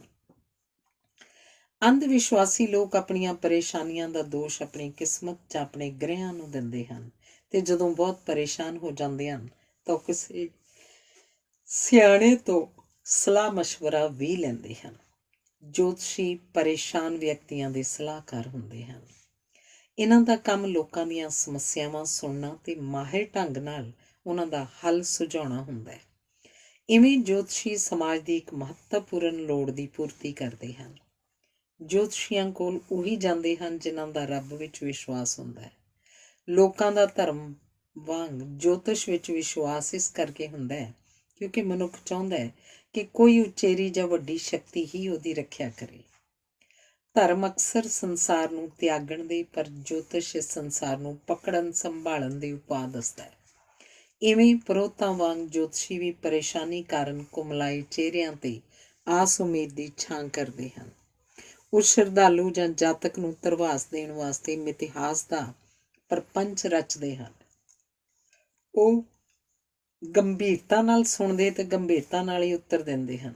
ਉਹ ਰੱਬ ਦੇ ਦੂਤ ਬਣ ਜਾਂਦੇ ਹਨ। ਰੱਬ ਦੀ ਲੋੜ ਘਬਰਾਹਟ ਵੇਲੇ, ਮੁਸ਼ਕਲ ਤੇ ਸੰਕਟ ਵੇਲੇ ਹੀ ਪੈਂਦੀ ਹੈ। ਜੋਤਸ਼ੀ ਕੋਲ ਪਹੁੰਚ ਕੇ ਪੀੜਤ ਵਿਅਕਤੀ ਨੂੰ ਵਿਸ਼ਵਾਸ ਹੋ ਜਾਂਦਾ ਹੈ ਕਿ ਉਹਦੀ ਸਮੱਸਿਆ ਹੱਲ ਹੋ ਜਾਏਗੀ। ਤਾਰਾ ਵਿਗਿਆਨ ਕਿਸੇ ਵੇਲੇ ਸਾਡੀ ਸਭਿਅਤਾ ਦਾ ਇੱਕ ਵਿਕਸਿਤ ਗਿਆਨ ਸੀ। ਤਾਰਾ ਵਿਗਿਆਨ ਗੁੰਮ ਗਿਆ ਹੈ। ਹੁਣ ਸਾਡੇ ਕੋਲ ਇਸ ਗਿਆਨ ਦੇ ਕੁਝ ਟੁੱਟਵੇਂ ਵੇਰਵੇ ਹੀ ਹਨ ਜਿਨ੍ਹਾਂ ਦੀ ਦੁਰਵਰਤੋਂ ਨੇ ਅਜੋਕੇ ਜੋਤਿਸ਼ ਦਾ ਰੂਪ ਧਾਰ ਲਿਆ। ਪੁਰਾਤਨ ਯੁੱਗ ਵਿੱਚ ਤਾਰਿਆਂ ਦੇ ਗਿਆਨ ਨਾਲ ਰਿਸ਼ੀਆਂ ਦੇ ਗ੍ਰਹਿਣ ਲੱਗਣ ਬਾਰੇ ਭਵਿੱਖਬਾਣੀਆਂ ਕੀਤੀਆਂ ਸਨ, ਪਰ ਪੰਡਤਾਂ ਪੁਰੋਹਿਤਾਂ ਨੇ ਗ੍ਰਹਿਣ ਲੱਗਣ ਦੇ ਸਧਾਰਨ ਵਰਤਾਰੇ ਨੂੰ ਪਰਲੋ ਦਾ ਰੂਪ ਦੇ ਕੇ ਸਦੀਆਂ ਤੱਕ ਲੋਕਾਂ ਨੂੰ ਕੁਰਾਹੇ ਪਾਇਆ। ਆਸ ਕੀਤੀ ਜਾਂਦੀ ਸੀ ਕਿ ਵਿਗਿਆਨ ਦੀ ਚੜ੍ਹਤ ਨਾਲ ਧਰਮ ਤੇ ਜੋਤਿਸ਼ ਕਮਜ਼ੋਰ ਹੋ ਜਾਣਗੇ, ਪਰ ਅਜਿਹਾ ਨਹੀਂ ਹੋਇਆ, ਕਿਉਂਕਿ ਜਿਨ੍ਹਾਂ ਲੋਕਾਂ ਨੂੰ ਅੰਧ ਵਿਸ਼ਵਾਸਾਂ ਤੋਂ ਲਾਭ ਹੁੰਦਾ ਹੈ ਉਹਨਾਂ ਨੇ ਆਪਣੇ ਆਪਣੇ ਧਰਮ ਨੂੰ ਵਿਗਿਆਨਕ ਤੇ ਜੋਤਿਸ਼ ਨੂੰ ਇੱਕ ਵਿਗਿਆਨ ਕਹਿਣਾ ਆਰੰਭ ਦਿੱਤਾ ਹੈ। ਲੰਮਾ ਅਰਸਾ ਇੱਕ ਪ੍ਰਸਿੱਧ ਜੋਤਸ਼ੀ ਤੋਂ ਜੋਤਿਸ਼ ਸਿੱਖਣ ਉਪਰੰਤ ਤੇ ਲਗਭਗ 2 ਦਹਾਕੇ ਚਿਹਰੇ ਪੜ੍ਹਨ ਦੇ ਆਪਣੇ ਅਭਿਆਸ ਦੇ ਆਧਾਰ ਤੇ ਮੇਰੀ ਧਾਰਨਾ ਹੈ ਕਿ ਅਜੋਕਾ ਜੋਤਿਸ਼ ਗ੍ਰਹਿਆਂ, ਰਾਸ਼ੀਆਂ, ਨਖੱਤਰਾਂ, ਤਿੱਥਾਂ, ਵਾਰਾਂ ਆਦਿ ਨੂੰ ਗਾਹਕਾਂ ਨੂੰ ਭਰਮਾਉਣ ਲਈ ਹੀ ਮਨ ਘੜਤ ਆਧਾਰ ਬਣਾਉਂਦਾ ਹੈ। ਭਾਵੇਂ ਜੋਤਸ਼ੀਆਂ ਨੇ ਇਸ ਅਗਿਆਨ ਨੂੰ ਇੱਕ ਪ੍ਰਕਾਰ ਦੇ ਗਣਿਤ ਦਾ ਰੂਪ ਦੇ ਦਿੱਤਾ ਹੈ, ਪਰ ਜੋਤਸ਼ੀ ਆਪਣਾ ਕਿੱਤਾ ਕਿਸੇ ਗਿਆਨ ਨਾਲ ਨਹੀਂ, ਮਨੁੱਖੀ ਵਿਹਾਰ ਦੀ ਡੂੰਘੀ ਸੂਝ ਸਮਝ ਨਾਲ ਹੀ ਚਲਾਉਂਦੇ ਹਨ। ਜਿਵੇਂ ਪੁਲਿਸ ਵਾਲੇ ਮੁਜਰਿਮਾਂ ਦੇ ਲੱਛਣ ਤੇ ਡਾਕਟਰ ਬਿਮਾਰੀਆਂ ਦੀਆਂ ਨਿਸ਼ਾਨੀਆਂ ਜਾਣਦੇ ਹੁੰਦੇ ਹਨ, ਉਵੇਂ ਜੋਤਸ਼ੀ ਵੀ ਮਨੁੱਖ ਜਾਤੀ ਦੀਆਂ ਪਰੇਸ਼ਾਨੀਆਂ ਤੇ ਚਿੰਤਾਵਾਂ ਤੋਂ ਜਾਣੂ ਹੁੰਦੇ ਹਨ। ਮੁੱਖ ਤੌਰ ਤੇ ਅਜੋਕਾ ਜੋਤਿਸ਼ ਇਸ ਆਧਾਰ ਤੇ ਚੱਲਦਾ ਹੈ ਕਿ ਭੈ-ਭੀਤ ਵਿਅਕਤੀ ਨੂੰ ਭੈ ਮੁਕਤ ਕਰੋ ਤੇ ਭੈ ਮੁਕਤ ਨੂੰ ਭੈ-ਭੀਤ ਕਰੋ, ਜਾਂ ਘਬਰਾਏ ਹੋਏ ਨੂੰ ਹੌਸਲਾ ਦਿਓ ਤੇ ਹੌਸਲੇ ਵਾਲੇ ਨੂੰ ਡਰਾਓ। ਇਹ ਵਿਧੀ ਪੁਰਸ਼ਾਂ ਨਾਲੋਂ ਇਸਤਰੀਆਂ ਉੱਤੇ ਵਧੇਰੇ ਸਫਲਤਾ ਨਾਲ ਵਰਤੀ ਜਾਂਦੀ ਹੈ, ਕਿਉਂਕਿ ਇਸਤਰੀਆਂ ਡਰ ਵੀ ਜਲਦੀ ਜਾਂਦੀਆਂ ਹਨ ਤੇ ਹੌਸਲੇ ਵਿੱਚ ਵੀ ਜਲਦੀ ਆ ਜਾਂਦੀਆਂ ਹਨ। ਇਹੀ ਕਾਰਨ ਹੈ ਕਿ ਜੋਤਿਸ਼ ਵਿੱਚ ਇਸਤਰੀਆਂ ਪੁਰਸ਼ਾਂ ਨਾਲੋਂ ਵਧੇਰੇ ਵਿਸ਼ਵਾਸ ਕਰਦੀਆਂ ਹਨ ਤੇ ਜੋਤਸ਼ੀਆਂ ਕੋਲ ਅਕਸਰ ਜਾਂਦੀਆਂ ਰਹਿੰਦੀਆਂ ਹਨ। ਜੋਤਸ਼ੀਆਂ ਕੋਲ ਪੁਰਸ਼ਾਂ ਦੇ ਮੁਕਾਬਲੇ ਇਸਤਰੀਆਂ ਇਸ ਲਈ ਵੀ ਵਧੇਰੇ ਜਾਂਦੀਆਂ ਹਨ ਕਿਉਂਕਿ ਉਹ ਜਲਦੀ ਘਬਰਾ ਜਾਂਦੀਆਂ ਹਨ, ਕਿਉਂਕਿ ਉਹਨਾਂ ਦੇ ਪਤੀ ਉਹਨਾਂ ਦੀਆਂ ਪਰੇਸ਼ਾਨੀਆਂ ਵੱਲ ਲੋੜੀਂਦਾ ਧਿਆਨ ਨਹੀਂ ਦਿੰਦੇ। ਵਸੀਲਿਆਂ ਵਾਲੇ ਪਰਿਵਾਰਾਂ ਨੇ ਆਪਣੇ ਪੱਕੇ ਜੋਤਸ਼ੀ ਰੱਖੇ ਹੁੰਦੇ ਹਨ ਤੇ ਉਹ ਜੋਤਸ਼ੀਆਂ ਨੂੰ ਘਰ ਬੁਲਾਉਂਦੇ ਰਹਿੰਦੇ ਹਨ। ਇਸਤਰੀਆਂ ਵਿੱਚ ਆਪਣੀਆਂ ਸਮੱਸਿਆਵਾਂ ਤੇ ਆਪਣੇ ਪਰਿਵਾਰਾਂ ਦੇ ਵੇਰਵੇ ਵਧੇਰੇ ਵਿਸਥਾਰ ਵਿੱਚ ਦੱਸਣ ਦੀ ਸੁਭਾਵਕ ਰੁਚੀ ਹੁੰਦੀ ਹੈ ਤੇ ਉਹ ਜੋਤਸ਼ੀਆਂ ਨੂੰ ਆਪਣੀਆਂ ਪਰਦੇ ਵਾਲੀਆਂ ਗੱਲਾਂ ਦਾ ਬੈਂਕ ਸਮਝਦੀਆਂ ਹਨ। ਇਸ ਕਰਕੇ ਜੋਤਸ਼ੀਆਂ ਤੇ ਇਸਤਰੀਆਂ ਦੀ ਸੁਰ ਆਪਸ 'ਚ ਵਧੇਰੇ ਮਿਲਦੀ ਹੈ। ਅਕਸਰ ਜੋਤਸ਼ੀਆਂ ਕੋਲ ਪੁਰਸ਼ ਆਪ ਨਹੀਂ ਜਾਂਦੇ, ਉਹਨਾਂ ਦੀਆਂ ਪਤਨੀਆਂ ਉਹਨਾਂ ਨੂੰ ਲੈ ਕੇ ਜਾਂਦੀਆਂ ਹਨ। ਕਈ ਵਾਰੀ ਜੀਵਨ ਭਰ ਪਤਨੀ ਪਤੀ ਨਾਲ ਜੁੜਦੀ ਰਹਿੰਦੀ ਹੈ ਤੇ ਕਈ ਵਾਰੀ ਪਤੀ ਪਤਨੀ ਨੂੰ ਧੂਈ ਜਾਂਦਾ ਹੈ। ਕਈ ਜੋੜੇ ਬੜੇ ਅਜੀਬ ਹੁੰਦੇ ਹਨ ਕਿਉਂਕਿ ਪਤੀ ਵਿੱਚ ਇਸਤਰੀ ਵਾਲੇ ਸਾਰੇ ਗੁਣ ਹੁੰਦੇ ਹਨ ਤੇ ਇਸਤਰੀ ਵਿੱਚ ਪੁਰਸ਼ ਵਾਲੇ ਸਾਰੇ ਔਗੁਣ ਹੁੰਦੇ ਹਨ। ਜੇ ਕੋਈ ਸਮੱਸਿਆ ਲੈ ਕੇ ਪਤੀ ਪਤਨੀ ਦੋਵੇਂ ਆਉਣ ਤਾਂ ਜੋਤਸ਼ੀ ਨੂੰ ਵਧੇਰੇ ਗੰਭੀਰ ਹੋਣਾ ਪੈਂਦਾ ਹੈ ਕਿਉਂਕਿ ਇਸ ਗੰਭੀਰਤਾ ਕਾਰਨ ਹੀ ਉਹਦੀਆਂ ਗੱਲਾਂ ਨੂੰ ਵਧੇਰੇ ਧਿਆਨ ਨਾਲ ਸੁਣਿਆ ਤੇ ਮੰਨਿਆ ਜਾਂਦਾ ਹੈ। ਜੋਤਸ਼ੀ ਆਉਣ ਵਾਲੇ ਦੀ ਉਮਰ ਅਨੁਸਾਰ ਪੈਂਤੜਾ ਧਾਰਨ ਕਰਦੇ ਹਨ ਕਿਉਂਕਿ ਉਹ ਹਰ ਉਮਰ ਦੇ ਮਨੁੱਖਾਂ ਦੀਆਂ ਸਮੱਸਿਆਵਾਂ ਤੋਂ ਜਾਣੂ ਹੁੰਦੇ ਹਨ। 20 ਸਾਲ ਤੱਕ ਬਹੁਤੀਆਂ ਸਮੱਸਿਆਵਾਂ ਪੜ੍ਹਾਈ ਬਾਰੇ, 20 ਤੋਂ 30 ਤੱਕ ਵਿਆਹ ਬਾਰੇ, 30 ਤੋਂ 40 ਤੱਕ ਪਰਿਵਾਰ ਬਾਰੇ, ਰਿਸ਼ਤੇਦਾਰਾਂ ਬਾਰੇ, 50 ਤੱਕ ਸੰਤਾਨ ਤੇ ਜਾਇਦਾਦ ਬਾਰੇ ਹੁੰਦੀਆਂ ਹਨ ਤੇ ਮਗਰੋਂ ਸਰੀਰਕ ਕਸ਼ਟਾਂ ਤੇ ਪਰਿਵਾਰਕ ਸੰਕਟਾਂ ਬਾਰੇ ਸਮੱਸਿਆਵਾਂ ਵਧੇਰੇ ਹੁੰਦੀਆਂ ਹਨ। ਜੋਤਸ਼ੀਆਂ ਕੋਲ ਪਹਿਲਾਂ ਇਸਤਰੀਆਂ ਵੱਲੋਂ ਪੁੱਛਿਆ ਜਾਂਦਾ ਸੀ ਵਿਆਹ ਹੋਏਗਾ ਕਿ ਨਹੀਂ, ਫਿਰ ਇਹ ਪੁੱਛਿਆ ਜਾਣ ਲੱਗਿਆ ਕਿੱਥੇ ਹੋਏਗਾ ਤੇ ਕਦੋਂ ਹੋਏਗਾ। ਹੁਣ ਪੁੱਛਿਆ ਜਾਂਦਾ ਹੈ ਕਿ ਵਿਆਹ ਕਿੰਨਾ ਚਿਰ ਚੱਲੇਗਾ। ਵੇਖਿਆ ਗਿਆ ਕਿ ਜੋਤਸ਼ੀਆਂ ਕੋਲ ਬਹੁਤੇ ਲੋਕ ਆਪਣੀ 40 ਤੋਂ 50 ਸਾਲ ਦੀ ਉਮਰ ਵਿੱਚ ਘਰ ਜਾਂਦੇ ਹਨ। ਜੋਤਸ਼ੀ ਕੋਲ ਜਾਣ ਦਾ ਰੁਝਾਨ ਅਕਸਰ 40ਵੇਂ ਸਾਲ 'ਚ ਆਰੰਭ ਹੋ ਚੁੱਕਾ ਹੁੰਦਾ ਹੈ। ਇਸ ਉਮਰ 'ਚ ਜਵਾਨੀ ਦਾ ਮਾਣ ਨਹੀਂ ਰਹਿੰਦਾ। ਬੱਚੇ ਆਪ ਅੱਗੇ ਹੋ ਕੇ ਸਾਨੂੰ ਪਿੱਛੇ ਕਰ ਦਿੰਦੇ ਹਨ। ਖਰਚੇ ਆਮਦਨ ਨਾਲ ਮੇਲ ਨਹੀਂ ਖਾਂਦੇ। ਰਿਸ਼ਤਿਆਂ ਤੇ ਰਿਸ਼ਤੇਦਾਰੀਆਂ ਦੀਆਂ ਸਮੱਸਿਆਵਾਂ ਸਾਨੂੰ ਘੇਰ ਲੈਂਦੀਆਂ ਹਨ। ਜੇ ਮਕਾਨ ਹੋਵੇ ਤਾਂ ਉਹਦੀ ਮੁਰੰਮਤ ਕਰਵਾਉਣ ਦੀ, ਤੇ ਜੇ ਮਕਾਨ ਨਹੀਂ ਹੈ ਤਾਂ ਉਹਨੂੰ ਉਸਾਰਨ ਦੀ ਚਿੰਤਾ ਉਪਜ ਪੈਂਦੀ ਹੈ। ਕਿਸੇ ਕੰਮ ਵਿੱਚ ਲਾਈ ਪੂੰਜੀ ਯੋਗ ਲਾਭ ਨਹੀਂ ਦਿੰਦੀ। ਪਰਿਵਾਰ ਦਾ ਕੋਈ ਜੀਅ ਬਿਮਾਰ ਰਹਿਣ ਲੱਗ ਪੈਂਦਾ ਹੈ। ਧੀ ਸੁਖੀ ਨਹੀਂ ਹੁੰਦੀ, ਨੂੰਹ ਦੁਖੀ ਕਰਦੀ ਹੈ। ਇਸ ਉਮਰ ਵਿੱਚ ਵਿਆਹਿਆਂ ਦੇ ਚਿਹਰਿਆਂ ਤੇ ਇੱਕ ਵਿਸ਼ੇਸ਼ ਪ੍ਰਕਾਰ ਦੀ ਨਿਰਾਸ਼ਤਾ, ਪਰੇਸ਼ਾਨੀ ਤੇ ਉਦਾਸੀ ਬਹਿ ਜਾਂਦੀ ਹੈ। ਇਸ ਉਮਰ ਵਿੱਚ ਹਰ ਕਿਸੇ ਨੂੰ ਕਿਸੇ ਇੱਕ ਵੱਡੀ ਸਮੱਸਿਆ ਦਾ ਸਾਹਮਣਾ ਹੋਣ ਲੱਗ ਪੈਂਦਾ ਹੈ। ਅਸੀਂ ਜੋਤਸ਼ੀ ਜਾਂ ਡਾਕਟਰ ਕੋਲ ਉਦੋਂ ਹੀ ਜਾਂਦੇ ਹਾਂ ਜਦੋਂ ਸਮੱਸਿਆ ਪੁਰਾਣੀ ਤੇ ਗੰਭੀਰ ਹੋ ਜਾਂਦੀ ਹੈ। ਜੋਤਸ਼ੀ ਅਜਿਹੇ ਵਿਅਕਤੀਆਂ ਨੂੰ ਧਰਵਾਸ ਦੇਣ ਲਈ ਕਹਿੰਦੇ ਹਨ ਕਿ ਤੁਹਾਡੇ ਜੀਵਨ ਵਿੱਚ 4 ਸਾਲ ਦਾ ਸੰਕਟ ਹੈ, ਹੋਰ 2 ਸਾਲ ਦਾ ਸਮਾਂ ਕਠਿਨ ਚੱਲੇਗਾ, ਫਿਰ ਗ੍ਰਹਿ ਤੁਹਾਡੇ ਪੱਖ 'ਚ ਹੋ ਜਾਣਗੇ। ਅਸਲੀਅਤ ਇਹ ਹੁੰਦੀ ਹੈ ਕਿ ਸਾਨੂੰ ਆਪਣੀ ਸਮੱਸਿਆ ਨਾਲ ਲੰਮਾ ਅਰਸਾ ਰਹਿੰਦੇ ਰਹਿਣ ਕਰਕੇ ਸਮੱਸਿਆ ਬਰਦਾਸ਼ਤ ਕਰਨ ਯੋਗ ਹੋ ਜਾਂਦੀ ਹੈ, ਜਾਂ ਕਿਸੇ ਹੋਰ ਸਮੱਸਿਆ ਦੇ ਉਭਰਨ ਨਾਲ ਇਸ ਸਮੱਸਿਆ ਤੋਂ ਸਾਡਾ ਧਿਆਨ ਹੀ ਹਟ ਜਾਂਦਾ ਹੈ, ਜਾਂ ਇਹ ਸਮੱਸਿਆ ਵਕਤ ਦੇ ਬੀਤਣ ਨਾਲ ਆਪੇ ਲੋਪ ਹੋ ਜਾਂਦੀ ਹੈ, ਜਾਂ ਅਸੀਂ ਸਮੱਸਿਆ ਨੂੰ ਮਹੱਤਵ ਦੇਣਾ ਹੀ ਬੰਦ ਕਰ ਦਿੰਦੇ ਹਾਂ। ਜੋਤਸ਼ੀ ਘਬਰਾਏ ਲੋਕਾਂ ਨੂੰ ਆਸਵੰਦ ਬਣਾ ਦਿੰਦੇ ਹਨ। ਜੋਤਸ਼ੀ ਭਲੀ ਭਾਂਤ ਜਾਣਦੇ ਹਨ ਕਿ ਚਿੰਤਾ ਕਰਨੀ ਮਨੁੱਖ ਦਾ ਸੁਭਾਅ ਹੈ ਤੇ ਆਸ ਉਮੀਦ ਲਾਉਣੀ ਮਨੁੱਖ ਦੀ ਆਦਤ ਹੁੰਦੀ ਹੈ, ਤੇ ਮਨੁੱਖੀ ਵਿਹਾਰ ਬਾਰੇ ਆਪਣੀ ਇਸ ਸਮਝ ਨੂੰ ਜੋਤਸ਼ੀ ਖੂਬ ਵਰਤਦੇ ਹਨ। ਇਵੇਂ ਲੋਕਾਂ ਦੀਆਂ ਪਰੇਸ਼ਾਨੀਆਂ ਜੋਤਸ਼ੀਆਂ ਦੇ ਨਿਰਬਾਹ ਦਾ ਸਾਧਨ ਬਣ ਜਾਂਦੀਆਂ ਹਨ। ਚੁਸਤ ਤੇ ਚਲਾਕ ਜੋਤਸ਼ੀ ਆਉਣ ਵਾਲੇ ਗਾਹਕ ਜਾਂ ਜਾਤਕ ਦੀ ਸਰੀਰਕ ਡੀਲ ਡੌਲ, ਅੱਖ ਦੀ ਚਮਕ, ਚਮੜੀ ਦੇ ਰੰਗ, ਪਹਿਨੇ ਹੋਏ ਕੱਪੜਿਆਂ, ਉਮਰ ਤੇ ਬੋਲ ਬੁਲਾਰੇ ਤੋਂ ਉਹਦੀਆਂ ਸਮੱਸਿਆਵਾਂ ਦਾ ਲਗਭਗ ਸਹੀ ਅਨੁਮਾਨ ਲਾ ਲੈਂਦੇ ਹਨ। ਜਿਵੇਂ ਫੁੱਟਬਾਲ ਦੀ ਖੇਡ 'ਚ ਗੋਲ ਕਰਨ ਵੇਲੇ ਗੋਲ ਵਾਲੀ ਥਾਂ ਨੂੰ ਧਿਆਨ 'ਚ ਰੱਖਣਾ ਪੈਂਦਾ ਹੈ, ਉਵੇਂ ਪਰੇਸ਼ਾਨੀਆਂ ਤੇ ਚਿੰਤਾਵਾਂ ਦੀ ਖੇਡ 'ਚ ਜੋਤਸ਼ੀ ਆਪਣੀਆਂ ਗੱਲਾਂ ਨਾਲ ਜਾਤਕ ਦੇ ਕੰਨਾਂ 'ਚ ਗੋਲ ਕਰਦੇ ਹਨ। ਕਿਉਂਕਿ ਮਨੁੱਖ ਜੋਤਸ਼ੀ ਕੋਲ ਆਸ ਲੈ ਕੇ ਜਾਂਦਾ ਹੈ, ਸੋ ਜੋਤਸ਼ੀ ਗਾਹਕ ਜਾਂ ਜਾਤਕ ਦੀ ਸਮਰੱਥਾ ਵੇਖ ਕੇ ਹੱਲ ਸੁਝਾਉਂਦਾ ਹੈ। ਸੱਚਾਈ ਇਹ ਕਿ ਕਿਸੇ ਦੀਆਂ ਵੀ ਮੁਸ਼ਕਲਾਂ ਦੂਰ ਨਹੀਂ ਹੁੰਦੀਆਂ, ਪਰ ਉਹਨਾਂ ਦਾ ਰੰਗ ਰੂਪ ਤੇ ਮੁਹਾਂਦਰਾ ਬਦਲ ਜਾਂਦਾ ਹੈ। ਉਦਾਹਰਨ ਵਜੋਂ ਆਪਸ ਵਿੱਚ ਲੜਨ ਝਗੜਨ ਵਾਲੇ ਪਤੀ ਪਤਨੀ ਸਹੁਰੇ ਘਰ 'ਚ ਆਪਣੀ ਧੀ ਦੇ ਦੁਖੀ ਹੋਣ ਵੇਲੇ ਆਪਸੀ ਵਿਰੋਧਾਂ ਨੂੰ ਭੁਲਾ ਕੇ ਧੀ ਦੇ ਸਹੁਰੇ ਪਰਿਵਾਰ ਨੂੰ ਆਪਣੇ ਸਾਂਝੇ ਵਿਰੋਧ ਦਾ ਨਿਸ਼ਾਨਾ ਬਣਾਉਂਦੇ ਹਨ। ਇਵੇਂ ਹੀ ਵਿਆਹ ਵੇਲੇ ਮਨੁੱਖ ਸਮਝਦਾ ਕਿ ਹੁਣ ਸਾਰੀਆਂ ਸਮੱਸਿਆਵਾਂ ਹੱਲ ਹੋ ਜਾਣਗੀਆਂ, ਜਦ ਕਿ ਵਿਆਹ ਨਾਲ ਹੋਰ ਸਮੱਸਿਆਵਾਂ ਉਪਜ ਪੈਂਦੀਆਂ ਹਨ। ਸਾਡੇ ਦੁੱਖ ਬਦਲਦੇ ਰਹਿੰਦੇ ਹਨ, ਸੋ ਅਜੋਕੇ ਦੁੱਖਾਂ ਤੋਂ ਮੁਕਤ ਹੋਣ ਦੀ ਆਸ ਬਣੀ ਰਹਿੰਦੀ ਹੈ। ਜਦੋਂ ਸਾਡਾ ਕੋਈ ਪਿਆਰਾ ਮਰ ਜਾਂਦਾ ਹੈ ਜਾਂ ਵੱਡਾ ਘਾਟਾ ਪੈ ਜਾਂਦਾ ਹੈ, ਜਾਂ ਕਿਸੇ ਮੁਕਾਬਲੇ, ਚੋਣ ਜਾਂ ਪ੍ਰੀਖਿਆ 'ਚ ਸਫਲ ਨਹੀਂ ਹੁੰਦੇ, ਤਾਂ ਹਰ ਕੋਈ ਇਹੀ ਸਮਝਣ ਲੱਗ ਪੈਂਦਾ ਕਿ ਮੈਂ ਹੁਣ ਕਦੇ ਵੀ ਠੀਕ ਨਹੀਂ ਹੋ ਸਕਾਂਗਾ। ਪਰ ਕੁਝ ਅਰਸੇ ਮਗਰੋਂ ਹਿੰਮਤ ਜਾਗ ਪੈਂਦੀ ਹੈ ਤੇ ਪ੍ਰਤੀਤ ਹੁੰਦਾ ਹੈ ਕਿ ਸਾਰਾ ਕੁਝ ਨਹੀਂ ਗੁਆਚਿਆ। ਜੋਤਸ਼ੀ ਇਸ ਕੁਝ ਅਰਸੇ ਦਾ ਧਰਵਾਸ ਦਿੰਦੇ ਹਨ। ਮਨੁੱਖ ਦੀਆਂ ਪਰੇਸ਼ਾਨੀਆਂ ਦੇ 3 ਮੁੱਖ ਕਾਰਨ ਹੁੰਦੇ ਹਨ: ਪੈਸੇ ਦੀ ਘਾਟ, ਸਰੀਰਕ ਸ਼ਕਤੀ ਦੀ ਘਾਟ ਤੇ ਹੋਰਾਂ ਦੇ ਸਹਿਯੋਗ ਦੀ ਘਾਟ। ਇਹਨਾਂ ਵਿੱਚੋਂ ਹੀ ਕ੍ਰੋਧ, ਨਿਰਾਸ਼ਤਾ, ਮਾਯੂਸੀ ਉਪਜਦੀਆਂ ਹਨ। ਕ੍ਰੋਧ ਦੀ ਆਵਾਜ਼ ਉੱਚੀ ਹੁੰਦੀ ਹੈ, ਨਿਰਾਸ਼ਤਾ ਜਾਂ ਨਿਆਸਰੇਪਨ ਦੀ ਨੀਵੀਂ, ਜਦੋਂ ਕਿ ਆਸ ਦੀ ਆਵਾਜ਼ ਵਿੱਚ ਹਿੰਮਤ ਹੁੰਦੀ ਹੈ। ਜੋਤਸ਼ੀ ਜਾਤਕ ਦੇ ਵਿਗੜੇ ਮਾਨਸਿਕ ਸੰਤੁਲਨ ਨੂੰ ਇਕਸੁਰ ਕਰਦੇ ਹਨ।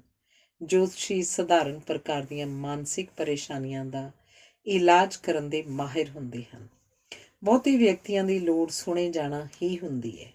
ਜਦੋਂ ਜੋਤਸ਼ੀ ਸਾਨੂੰ ਧਿਆਨ ਨਾਲ ਸੁਣਦਾ ਹੈ ਤਾਂ ਸਾਨੂੰ ਉਹ ਡਾਕਟਰ ਵਾਂਗ ਸਿਆਣਾ ਤੇ ਮਾਹਿਰ ਪ੍ਰਤੀਤ ਹੁੰਦਾ ਹੈ ਤੇ ਅਸੀਂ ਆਪਣੀ ਹਿੰਮਤ ਅਤੇ ਉਸ ਦੀ ਧਰਵਾਸ ਨਾਲ ਤਗੜੇ ਹੋ ਜਾਂਦੇ ਹਾਂ। ਪਹਿਲਾਂ ਕੇਵਲ ਪੰਡਤ ਹੀ ਜੋਤਸ਼ੀ ਹੁੰਦੇ ਸਨ, ਪਰ ਹੁਣ ਹਰ ਕੋਈ ਇਹਨੂੰ ਕਿੱਤੇ ਵਜੋਂ ਅਪਣਾ ਰਿਹਾ ਹੈ। ਜਿਸ ਪੰਡਤ ਕੋਲ ਜੋਤਿਸ਼ ਸਿੱਖਣ ਲਈ ਮੈਂ ਜਾਂਦਾ ਸੀ, ਉਹ ਪ੍ਰਭਾਵਸ਼ਾਲੀ ਪ੍ਰਤੀਤ ਹੋਣ ਵਾਸਤੇ ਪਗੜੀ ਬੰਨ੍ਹਦਾ ਸੀ, ਤਿਲਕ ਲਾਉਂਦਾ ਸੀ। ਵਿਦਵਾਨ ਪ੍ਰਤੀਤ ਹੋਣ ਵਾਸਤੇ ਬਿਨਾਂ ਨੰਬਰ ਦੇ ਸ਼ੀਸ਼ਿਆਂ ਵਾਲੀਆਂ ਐਨਕਾਂ ਲਾਉਂਦਾ ਸੀ। ਮੰਦਰ ਵਾਲਾ ਵਾਤਾਵਰਨ ਉਸਾਰਨ ਲਈ ਧੂਫ ਅਗਰਬੱਤੀ ਬਾਲਦਾ ਸੀ ਤੇ ਕਈ ਵਾਰੀ ਜਾਤਕ ਨੂੰ ਪ੍ਰਭਾਵਿਤ ਕਰਨ ਵਾਸਤੇ ਕਹਿੰਦਾ ਸੀ, ਮੈਂ ਤੁਹਾਡੀ ਹੀ ਉਡੀਕ ਕਰ ਰਿਹਾ ਸੀ। ਡੂੰਘਾ ਪ੍ਰਭਾਵ ਪਾਉਣ ਵਾਸਤੇ ਤੇ ਹੋਰ ਸੂਚਨਾ ਪ੍ਰਾਪਤ ਕਰਨ ਲਈ ਉਹ ਕਹਿੰਦਾ ਸੀ, ਤੁਹਾਡੇ ਤੋਂ ਇੱਕ ਗਲਤੀ ਹੋਈ ਹੈ, ਜਿਸ ਦਾ ਪ੍ਰਭਾਵ ਖਤਮ ਕਰਨ ਵਾਸਤੇ ਪੂਜਾ ਕਰਨੀ ਪਏਗੀ, ਜਾਂ ਤੁਹਾਡੇ ਤੇ ਇੱਕ ਸੰਕਟ ਹੈ ਜਿਹੜਾ ਪਤਨੀ ਵੱਲੋਂ ਵਰਤ ਰੱਖਣ ਨਾਲ ਟਲ ਸਕਦਾ ਹੈ।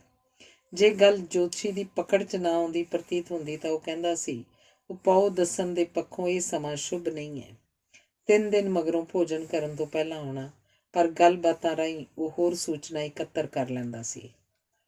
ਇੱਕ ਵਾਰੀ ਇੱਕ ਪਰੇਸ਼ਾਨ ਵਿਅਕਤੀ ਆਇਆ ਜੋਤਸ਼ੀ ਤੋਂ ਇਹ ਸੁਣ ਕੇ ਕਿ ਮੰਗਲ ਸ਼ੁੱਕਰ ਦੇ ਘਰ 'ਚ ਬੈਠਾ ਹੈ, ਬੁੱਧ ਸ਼ਨੀ ਦੇ ਘਰ 'ਚ ਹੈ, ਤਾਂ ਉਹ ਪੁੱਛਣ ਲੱਗਾ, ਇਹ ਮੰਗਲ, ਬੁੱਧ ਜਾਂ ਸ਼ਨੀ ਆਪਣੇ ਆਪਣੇ ਘਰ ਕਿਉਂ ਨਹੀਂ ਰਹਿੰਦੇ? ਜਦੋਂ ਜੋਤਸ਼ੀ ਨੇ ਕਿਹਾ, ਤੇਰਾ ਸੰਕਟ ਟਾਲਣ ਵਾਸਤੇ ਪੂਜਾ ਕਰਨੀ ਪਏਗੀ, 100 ਰੁਪਏ ਲੱਗਣਗੇ, ਤਾਂ ਉਹਨੇ ਕਿਹਾ, ਮੇਰੇ ਕੋਲ ਹੋਰ ਪੈਸੇ ਨਹੀਂ ਹਨ ਜਿਹੜੇ ਸਾਨੂੰ ਤੁਹਾਨੂੰ ਦੇ ਦਿੱਤੇ ਹਨ। ਜਦੋਂ 50-25 ਤੋਂ ਗੱਲ 10 ਰੁਪਏ ਤੱਕ ਆ ਗਈ ਤਾਂ ਵੀ ਉਹਨੇ ਕਿਹਾ, ਹੋਰ ਪੈਸੇ ਨਹੀਂ ਹਨ।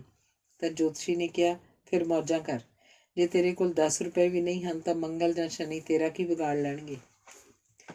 ਇੱਕ ਵਾਰੀ ਜੋਤਸ਼ੀ ਨੇ ਸ਼ਾਮ ਵੇਲੇ ਕਿਹਾ, ਜੇ ਪਤਾ ਹੁੰਦਾ ਕਿ ਕਿਸੇ ਗਾਹਕ ਨੇ ਨਹੀਂ ਸੀ ਆਉਣਾ ਤਾਂ ਇੰਨੀ ਠੰਡ 'ਚ ਮੈਂ ਦੁਕਾਨ ਹੀ ਨਾ ਖੋਲ੍ਹਦਾ। ਜੋਤਸ਼ੀ ਨੇ ਵਿਆਹ ਦੀ ਇੱਛਕ ਇੱਕ ਇਸਤਰੀ ਨੂੰ ਕਿਹਾ, ਵਿਆਹ ਇਸ ਸਾਲ ਵਿੱਚ ਹੋ ਸਕਦਾ, ਪਰ ਹਵਨ ਕਰਨਾ ਪਏਗਾ।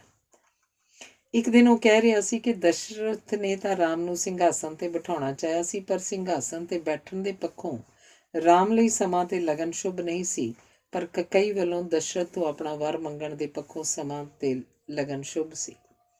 ਜੋਤਸ਼ੀ ਹਰ ਕਿਸੇ ਨੂੰ ਵਾਪਰ ਚੁੱਕੀਆਂ ਘਟਨਾਵਾਂ ਬਾਰੇ ਇੰਝ ਦੱਸਦੇ ਹਨ ਜਿਵੇਂ ਉਹਨਾਂ ਦੀ ਭਵਿੱਖਬਾਣੀ ਅਨੁਸਾਰ ਹੀ ਵਾਪਰੀਆਂ ਸਨ। ਜੋਤਸ਼ੀ ਦੀ ਜਨਮ ਤੇ ਮੌਤ ਬਾਰੇ ਕੋਈ ਭਵਿੱਖਬਾਣੀ ਨਹੀਂ ਚੱਲਦੀ। ਉਸਦੀ ਸਾਰੀ ਵਿੱਦਿਆ ਇਹਨਾਂ ਦੋਹਾਂ ਦੇ ਵਿਚਕਾਰਲੇ ਸਮੇਂ ਬਾਰੇ ਹੁੰਦੀ ਹੈ। ਜੋਤਸ਼ੀਆਂ ਕੋਲ ਬਹੁਤੇ ਲੋਕ ਪਰਿਵਾਰਕ ਤੇ ਵਪਾਰਕ ਸਮੱਸਿਆਵਾਂ ਲੈ ਕੇ ਆਉਂਦੇ ਹਨ। ਇਸਤਰੀਆਂ ਵਪਾਰਕ ਨਹੀਂ, ਸਰੀਰਕ ਤੇ ਹੋਰਾਂ ਨਾਲ ਆਪਣੇ ਸੰਬੰਧਾਂ ਬਾਰੇ ਸਮੱਸਿਆਵਾਂ ਲੈ ਕੇ ਆਉਂਦੀਆਂ ਹਨ। ਭਾਰਤ ਵਿੱਚ ਜੋਤਿਸ਼ ਨੂੰ ਹਿੰਦੂ ਧਰਮ ਨੇ ਪ੍ਰਚਲਿਤ ਕੀਤਾ ਹੈ ਤੇ ਇਹਨੂੰ ਹਿੰਦੂ ਰਾਜਿਆਂ ਦੀ ਸਰਪ੍ਰਸਤੀ ਮਿਲਦੀ ਰਹੀ ਹੈ। ਹਿੰਦੂ ਧਰਮ 'ਚ ਜੋਤਸ਼ੀਆਂ ਨੇ ਇੰਨੇ ਵਹਿਮ ਭਰਮ ਫੈਲਾਏ ਹੋਏ ਹਨ ਕਿ ਕੁਝ ਵੀ ਉਹਨਾਂ ਨੂੰ ਪੁੱਛੇ ਬਿਨਾਂ ਨਹੀਂ ਕੀਤਾ ਜਾਂਦਾ। ਜੇ ਹਿੰਦੂ ਧਰਮ ਵਿਚਲੇ ਵਹਿਮਾਂ ਭਰਮਾਂ ਨੂੰ ਵੇਖਣਾ ਹੋਵੇ ਤਾਂ ਕਿਸੇ ਧਨਵਾਨ ਹਿੰਦੂ ਦੇ ਮਰਨ ਸੰਬੰਧੀ ਕੀਤੀਆਂ ਜਾਣ ਵਾਲੀਆਂ ਰਸਮਾਂ ਰੀਤਾਂ ਤੋਂ ਵੇਖਿਆ ਜਾ ਸਕਦਾ ਹੈ। ਪੁਰਾਤਨ ਯੁੱਗ ਵਿੱਚ ਜਦੋਂ ਕਿਸੇ ਰਾਜੇ ਉੱਤੇ ਸੰਕਟ ਆਉਂਦਾ ਸੀ ਤਾਂ ਸੰਕਟ ਟਾਲਣ ਲਈ ਜੋਤਸ਼ੀ ਰਾਜੇ ਨੂੰ ਆਪਣੀ ਸਭ ਤੋਂ ਪਿਆਰੀ ਚੀਜ਼ ਦਾਨ ਕਰਨ ਲਈ ਕਹਿ ਕੇ ਰਾਣੀ ਦਾਨ ਕਰਵਾ ਲੈਂਦੇ ਸਨ। ਫਿਰ ਉਹਦਾ ਮੁੱਲ ਪਾ ਕੇ, ਮੁੱਲ ਵਸੂਲ ਕੇ ਰਾਣੀ ਰਾਜੇ ਨੂੰ ਵਾਪਸ ਕਰ ਦਿੰਦੇ ਸਨ। ਜੋਤਸ਼ੀ ਜਨਮ ਪੱਤਰੀ ਜਾਂ ਕੁੰਡਲੀ ਨਾਲ ਹੀ ਵਹਿਮਾਂ ਭਰਮਾਂ ਦਾ ਸਿਲਸਿਲਾ ਆਰੰਭ ਕਰ ਦਿੰਦੇ ਹਨ। ਜੋਤਸ਼ੀਆਂ ਅਨੁਸਾਰ ਜਾਤਕ ਦੇ ਜਨਮ ਸਮੇਂ ਜੋ ਗ੍ਰਹਿ ਨੀਚ ਸਥਿਤੀ ਵਿੱਚ ਹੁੰਦੇ ਹਨ ਉਹਨਾਂ ਨੂੰ ਸ਼ੁਭ ਸਥਿਤੀ 'ਚ ਲਿਆਉਣ ਦਾ ਨਾਂ ਜੋਤਿਸ਼ ਹੈ। ਜੋਤਸ਼ੀਆਂ ਨੇ ਸਮੁੱਚੀ ਮਾਨਵ ਜਾਤੀ ਨੂੰ 9 ਗ੍ਰਹਿਆਂ, 27 ਨਖੱਤਰਾਂ, 12 ਰਾਸ਼ੀਆਂ ਆਦਿ ਨਾਲ ਬੰਨ੍ਹਿਆ ਹੋਇਆ ਹੈ। ਇਹਨਾਂ ਨੇ ਰੰਗ, ਧਾਗੇ, ਧਾਤਾਂ, ਅਨਾਜ ਆਦਿ ਵੀ ਗ੍ਰਹਿਆਂ ਅਨੁਸਾਰ ਵੰਡੇ ਹੋਏ ਹਨ। ਜੋਤਸ਼ੀ ਕਹਿੰਦੇ ਹਨ ਕਿ ਜੋ ਲੋਕ ਜੋਤਿਸ਼ ਨੂੰ ਢਕੌਂਸਲਾ ਹੀ ਸਮਝਦੇ ਹਨ ਉਹ ਗਿਆਨੀ ਵੀ ਹਨ ਤੇ ਮੂਰਖ ਵੀ। ਜੋਤਸ਼ੀ ਕਹਿੰਦੇ ਹਨ ਕਿ ਹਰੇਕ ਕਾਰਜ, ਜਨਮ, ਵਿਆਹ, ਮਰਨ ਗ੍ਰਹਿਆਂ ਦੇ ਪ੍ਰਭਾਵ ਅਧੀਨ ਚੱਲਦਾ ਹੈ, ਪਰ ਉਹਨਾਂ ਕੋਲ ਗ੍ਰਹਿਆਂ ਦੇ ਪ੍ਰਭਾਵ ਨੂੰ ਬਦਲਣ ਦੇ ਉਪਾਅ ਹਨ। ਜੋਤਿਸ਼ ਅਨੁਸਾਰ ਸੌਖੀਆਂ ਇੱਛਾਵਾਂ ਦੇ ਉਪਾਅ ਸੌਖੇ ਹੁੰਦੇ ਹਨ ਤੇ ਮੁਸ਼ਕਿਲ ਮੰਗਾਂ ਦੇ ਉਪਾਅ ਔਖੇ ਹੁੰਦੇ ਹਨ। ਜਿਵੇਂ ਪੁੱਤਰ ਪ੍ਰਾਪਤੀ ਲਈ ਧਨਵਾਨ 101 ਅੰਗਹੀਣ ਗਊਆਂ ਨੂੰ 21 ਦਿਨ ਚਾਰਾ ਪਾਵੇ। ਵਪਾਰ ਵਧਾਉਣ ਲਈ ਵਪਾਰੀ ਲਾਲ ਮੂੰਹ ਵਾਲੇ 5 ਬਾਂਦਰਾਂ ਨੂੰ ਗੁੜ ਖਵਾਵੇ। ਜੇ ਪਤਨੀ ਵਸ ਵਿੱਚ ਕਰਨੀ ਹੋਵੇ ਤਾਂ ਪਤੀ 12 ਦਿਨ ਪ੍ਰਤੀ ਦਿਨ 12 ਵਾਰ ਅੰਗੂਠਾ ਦੁੱਧ ਵਿੱਚ ਭਿਉਂ ਕੇ ਚੂਸੇ। ਜੇ ਪਤੀ ਵਸ ਕਰਨਾ ਹੋਵੇ ਤਾਂ ਪਤਨੀ 40 ਰੋਜ਼ ਹਰ ਦਿਨ ਇੱਕ ਵੱਖਰਾ ਫੁੱਲ ਨਾਲੀ 'ਚ ਰੋੜੇ। ਪ੍ਰੀਖਿਆ ਵਿੱਚ ਸਫਲਤਾ ਲਈ ਵਿਦਿਆਰਥੀ ਸੋਮਵਾਰ ਦਾ ਵਰਤ ਰੱਖੇ। ਕਿਸੇ ਨਾ ਕਿਸੇ ਰੂਪ ਵਿੱਚ ਜੋਤਿਸ਼ ਹਰ ਧਰਮ ਜਾਂ ਸਮਾਜ ਵਿੱਚ ਹੈ।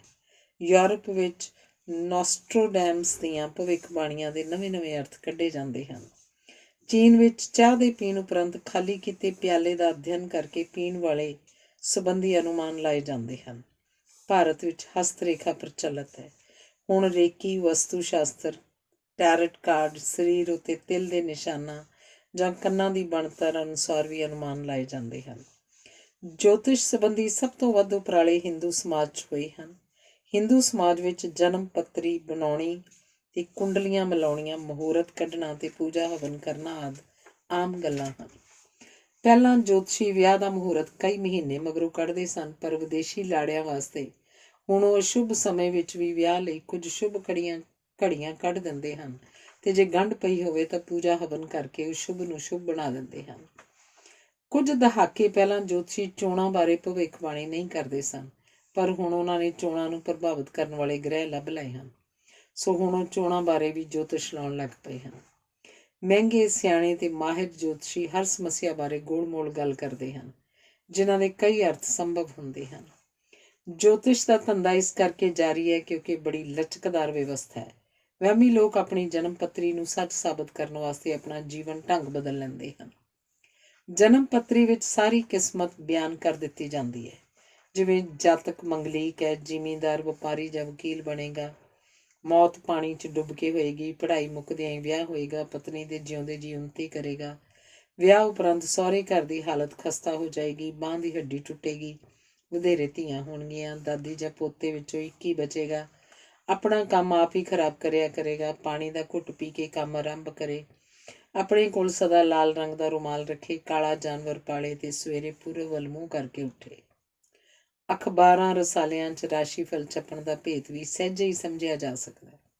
ਸਿਹਤ, ਰੋਜ਼ਗਾਰ, ਧਨ, ਵਪਾਰ, ਜਾਇਦਾਦ, ਪਰਿਵਾਰ, ਰੋਮਾਂਸ, ਵਿਆਹ, ਸੰਤਾਨ, ਪੜ੍ਹਾਈ, ਨੌਕਰੀ, ਤਰੱਕੀ ਆਦਿ ਸੰਬੰਧੀ ਹਰ ਕੋਈ ਜਾਣਨਾ ਚਾਹੁੰਦਾ ਹੈ ਤੇ ਮਨੁੱਖੀ ਦਿਲਚਸਪੀ ਦੇ ਹੀ ਮੁੱਖ ਖੇਤਰ ਹਨ। ਰਾਸ਼ੀਫਲ 'ਚ ਇਹਨਾਂ ਵਿੱਚੋਂ ਹਰ ਰੋਜ਼ ਕੁਝ ਸੰਬੰਧੀ ਆਸਵੰਦ ਵਾਕ ਤੇ ਕੁਝ ਸੰਬੰਧੀ ਚਿੰਤਾ ਵਾਲੇ ਵਾਕ ਰਲਗੱਡ ਕਰਕੇ ਲਿਖੇ ਛਾਪੇ ਜਾਂਦੇ ਹਨ ਤੇ ਲੋਕ ਆਪਣੇ ਹੀ ਢੰਗ ਨਾਲ ਇਹਨਾਂ ਦੇ ਅਰਥ ਕੱਢਦੇ ਰਹਿੰਦੇ ਹਨ।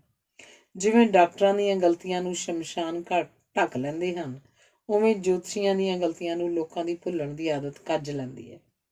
ਜੋਤਿਸ਼ ਵਿੱਚ ਕੁਝ ਗੱਲਾਂ ਅਜਿਹੀਆਂ ਹੁੰਦੀਆਂ ਹਨ ਜਿਹੜੀਆਂ ਹਰ ਕਿਸੇ ਨੂੰ ਸੁਣਨੀਆਂ ਚੰਗੀਆਂ ਲੱਗਦੀਆਂ ਹਨ, ਜਿਵੇਂ ਤੇਰੇ ਹਰ ਕੰਮ ਵਿੱਚ ਵਿਘਨ ਪੈਂਦਾ ਹੈ, ਤੇਰੇ ਹੱਥੋਂ ਚੰਗੇ ਮੌਕੇ ਨਿਕਲ ਜਾਂਦੇ ਹਨ, ਤੇਰੇ ਅੰਦਰ ਇੱਕ ਸੰਤ ਆਤਮਾ ਬੈਠੀ ਹੋਈ ਹੈ, ਤੇਰੇ ਮਾਤਾ ਪਿਤਾ ਪਰੇਸ਼ਾਨ ਰਹਿੰਦੇ ਹਨ ਆਦਿ। ਵੇਖਿਆ ਗਿਆ ਹੈ ਕਿ ਅਮੀਰ, ਪੜ੍ਹੇ ਲਿਖੇ, ਵਪਾਰੀ ਜਾਂ ਰਾਜਸੀ ਆਗੂ ਮਹਿੰਗੇ ਜੋਤਸ਼ੀਆਂ ਕੋਲ ਜਾਂਦੇ ਹਨ, ਜਿਹੜੇ ਗੁਪਤ ਵਿੱਦਿਆ ਨਾਲ ਵਿਗੜੀ ਹਾਲਤ ਨੂੰ ਸੰਵਾਰਨ ਲਈ ਦੱਸਦੇ ਹਨ ਕਿ ਕੀ, ਕਦੋਂ, ਕਿੱਥੇ ਤੇ ਕਿਵੇਂ ਕਰਨਾ ਹੈ। ਜਿਉਂ-ਜਿਉਂ ਮਨੁੱਖ ਦੇ ਵਿਹਾਰ ਨੂੰ ਸਮਝਣ ਸਮਝਾਉਣ ਦੇ ਵਿਗਿਆਨਕ, ਤਰਕ ਸੰਗਤ ਤੇ ਮਨੋਵਿਗਿਆਨਕ ਢੰਗ ਤਰੀਕੇ ਉਸਰਨਗੇ, ਆਸ ਕੀਤੀ ਜਾਂਦੀ ਹੈ ਕਿ ਤਿਉਂ-ਤਿਉਂ ਭਰਮ ਆਧਾਰਿਤ ਤੇ ਨਿਰੋਲ ਅੰਧ ਵਿਸ਼ਵਾਸੀ ਜੋਤਿਸ਼ ਵਰਗੇ ਅਖੌਤੀ ਵਿਗਿਆਨ ਦਾ ਮਹੱਤਵ ਘਟੇਗਾ, ਪਰ ਅਜਿਹਾ ਵਾਪਰਨ ਵਿੱਚ ਅਜੇ ਬੜਾ ਸਮਾਂ ਲੱਗੇਗਾ, ਕਿਉਂਕਿ ਭਾਰਤ ਦੇ ਅੰਧ ਵਿਸ਼ਵਾਸੀ ਸਮਾਜ ਨੂੰ ਆਧੁਨਿਕ ਤੇ ਵਿਗਿਆਨਕ ਲੀਹਾਂ ਤੇ ਢਾਲਣਾ ਬੜਾ ਵੱਡਾ ਤੇ ਬੜਾ ਕਠਿਨ ਕਾਰਜ ਹੈ। ਮਨੁੱਖ ਧੁਰ ਅੰਦਰੋਂ ਵਹਿਮੀ ਹੈ, ਇਸੇ ਕਰਕੇ ਜੋਤਿਸ਼ ਦਾ ਮਹੱਤਵ ਹੈ। ਧੰਨਵਾਦ। ਅਗਲਾ ਲੇਖ ਹੈ ਭ੍ਰਿਸ਼ਟਾਚਾਰ। ਭੈੜੇ ਵਰਤਾਰਿਆਂ ਬਾਰੇ ਚੰਗੀਆਂ ਗੱਲਾਂ ਕਰਨੀਆਂ ਸੰਭਵ ਨਹੀਂ ਹੁੰਦੀਆਂ। ਭ੍ਰਿਸ਼ਟਾਚਾਰ ਇਸ ਲਈ ਭੈੜਾ ਹੈ ਕਿਉਂਕਿ ਇਹਦੇ ਪੱਖ ਵਿੱਚ ਇੱਕ ਵੀ ਦਲੀਲ ਨਹੀਂ ਦਿੱਤੀ ਜਾ ਸਕਦੀ। ਇਹ ਕਾਲਖ ਦਾ ਖੂਹ ਹੈ, ਇਹ ਡਿੱਗਦੀ ਹੋਈ ਦੀਵਾਰ ਦੀ ਛਾਂ ਹੈ। ਕਿਸੇ ਪ੍ਰਕਾਰ ਦੀ ਤਾਕਤ ਲਈ ਤਾਂਘਣਾ ਭ੍ਰਿਸ਼ਟਾਚਾਰ ਹੈ।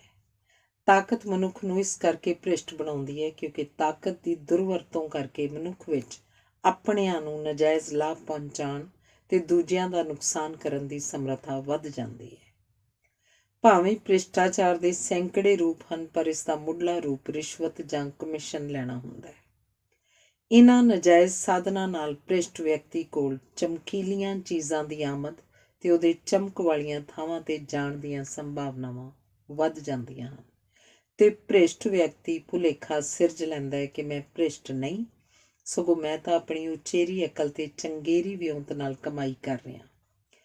ਇਵੇਂ ਭ੍ਰਿਸ਼ਟ ਵਿਅਕਤੀ ਆਪਣੇ ਜੀਵਨ ਦੇ ਉਦੇਸ਼ ਨਵੇਂ ਸਿਰਿਓਂ ਉਸਾਰ ਕੇ ਸੋਚਦਾ ਹੈ, ਕਰੋੜ ਕਦੋਂ ਬਣਨਗੇ, 5 ਕਰੋੜ ਹੋਣ ਵਿੱਚ ਤੇ 10 ਕਰੋੜ ਬਣਨ 'ਚ ਕਿੰਨੀ ਦੇਰ ਲੱਗੇਗੀ। ਪੈਸੇ ਇਕੱਠੇ ਕਰਨਾ ਭ੍ਰਿਸ਼ਟਾਚਾਰ ਦਾ ਬੜਾ ਛੋਟਾ ਜਿਹਾ ਭਾਗ ਹੁੰਦਾ ਹੈ।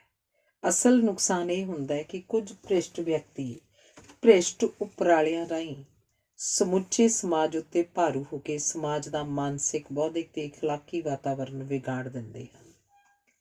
ਭ੍ਰਿਸ਼ਟ ਢੰਗਾਂ ਨਾਲ ਕੀਤੀ ਕਮਾਈ ਉੱਤੇ ਟੈਕਸ ਨਹੀਂ ਦਿੱਤਾ ਜਾਂਦਾ, ਜਿਸ ਕਾਰਨ ਕੁਝ ਲੋਕ ਅਮੀਰ ਹੁੰਦੇ ਜਾਂਦੇ ਹਨ ਤੇ ਦੇਸ਼ ਗਰੀਬ ਹੁੰਦਾ ਜਾਂਦਾ ਹੈ। ਭ੍ਰਿਸ਼ਟਾਚਾਰ ਗਰੀਬ ਦੇਸ਼ਾਂ ਦੇ ਵਿਕਾਸ ਦੀ ਸਭ ਤੋਂ ਵੱਡੀ ਰੁਕਾਵਟ ਹੈ।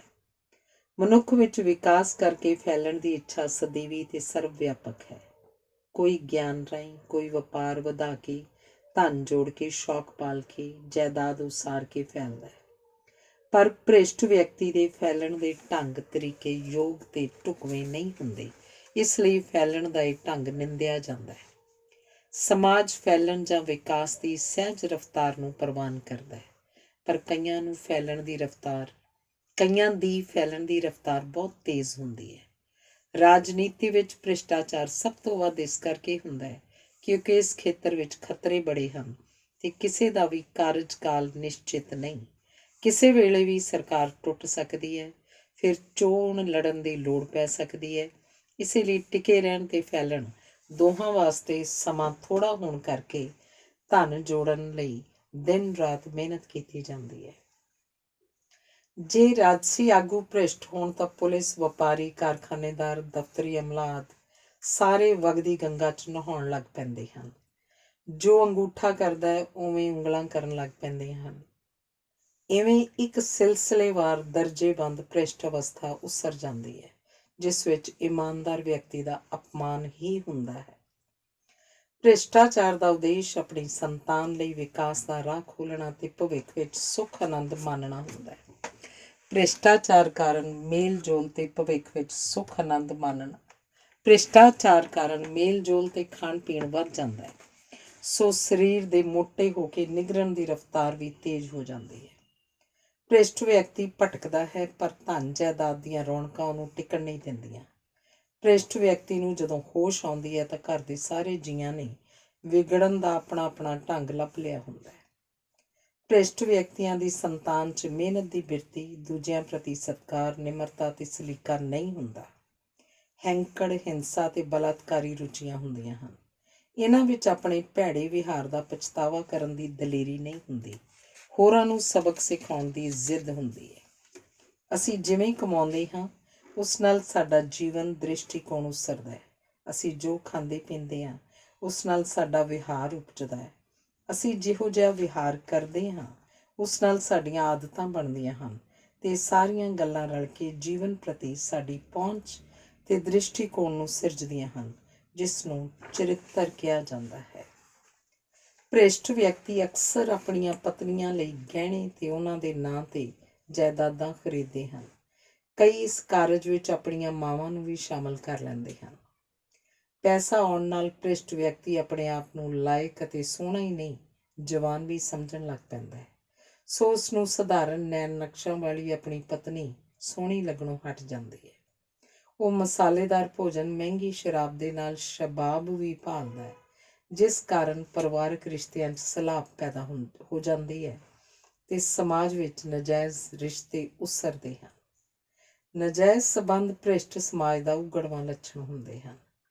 ਇੱਕ ਵਾਰੀ ਆਪਣੇ ਪਤੀ ਵੱਲੋਂ ਅਣਗਹਿਲੀ ਦੀ ਸ਼ਿਕਾਰ ਪਰ ਭ੍ਰਿਸ਼ਟ ਕਮਾਈ ਨਾਲ ਖਰੀਦੀ ਵੱਡੀ ਜਾਇਦਾਦ ਦੀ ਮਾਲਕਣ ਨੇ ਆਪਣੇ ਪੁਰਾਣੇ ਪ੍ਰੇਮੀ ਨਾਲ ਜਦੋਂ ਮੁੜ ਸਬੰਧ ਜੋੜ ਲਏ ਤਾਂ ਪਤਾ ਲੱਗਣ ਉੱਤੇ ਜਦੋਂ ਪਤੀ ਨੇ ਕਿਹਾ ਮੇਰੇ ਜਿਉਂਦੇ ਜੀ ਉਹ ਇਸ ਘਰ 'ਚ ਨਹੀਂ ਆ ਸਕਦਾ, ਤਾਂ ਪਤਨੀ ਨੇ ਕਿਹਾ ਫਿਰ ਚੰਗਾ ਇਹੀ ਹੈ ਕਿ ਤੁਸੀਂ ਜਲਦੀ ਮਰ ਜਾਓ।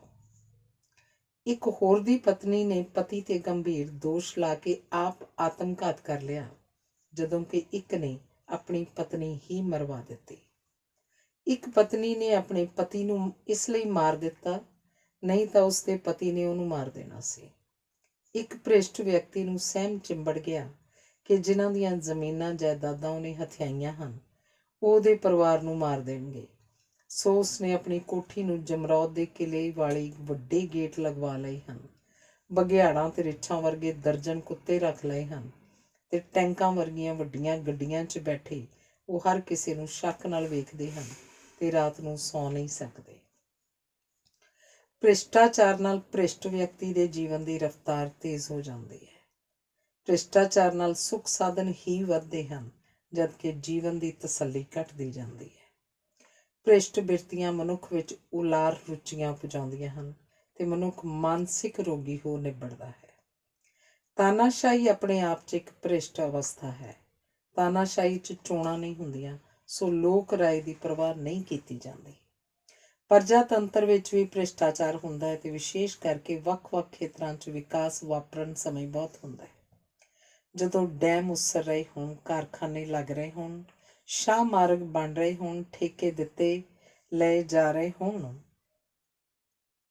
ਤਾਂ ਜਾਂ ਕਿਸੇ ਵੀ ਪ੍ਰਕਾਰ ਦਾ ਨਿਰਮਾਣ ਹੋ ਰਿਹਾ ਹੋਵੇ ਤਾਂ ਅਜਿਹੇ ਸਮੇਂ ਭ੍ਰਿਸ਼ਟ ਹਾਕਮ ਸ਼੍ਰੇਣੀ ਨੂੰ ਚੋਣਾਂ ਲੜਨ ਲਈ ਪੈਸਾ ਵੀ ਮਿਲ ਜਾਂਦਾ ਹੈ ਤੇ ਵਿਕਾਸ ਕਾਰਨ ਵੋਟਾਂ ਵੀ ਮਿਲ ਜਾਂਦੀਆਂ ਹਨ। ਪ੍ਰਜਾਤੰਤਰ ਚੋਣ ਆਧਾਰਿਤ ਭ੍ਰਿਸ਼ਟਾਚਾਰ ਦਾ ਖੇਤਰ ਹੈ। ਪ੍ਰਜਾਤੰਤਰ ਵਿੱਚ ਲੋਕ ਵੇਖ ਨਹੀਂ ਸਕਦੇ ਕਿ ਸਰਕਾਰ ਕਿਵੇਂ ਕੰਮ ਕਰਦੀ ਹੈ, ਪਰ ਮਹਿਸੂਸ ਕਰਦੇ ਹਨ।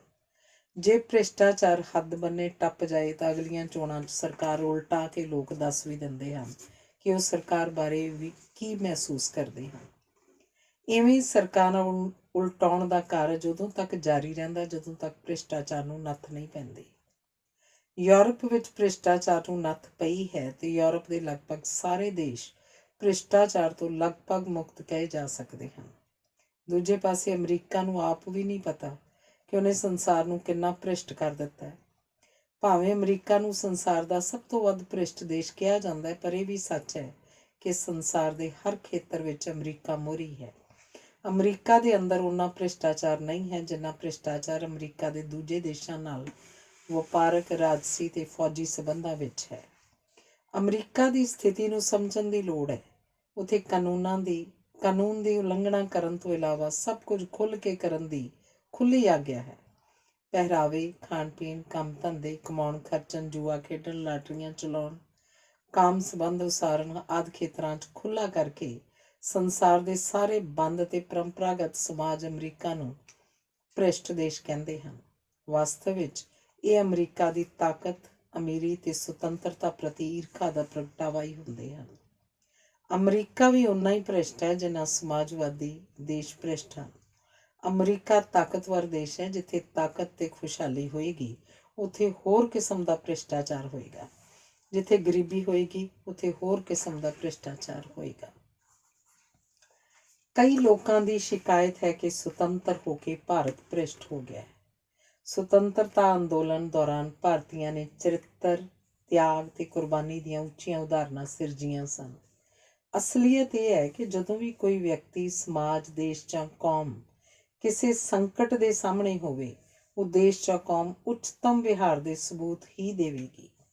ਪਰ ਖਤਰਾ ਟਲਦਿਆਂ ਤੇ ਸੁਰੱਖਿਅਤ ਹੁੰਦਿਆਂ ਹੀ ਮਨੁੱਖੀ ਚਰਿੱਤਰ ਦੇ ਔਗੁਣ ਜਾਗ ਪੈਂਦੇ ਹਨ।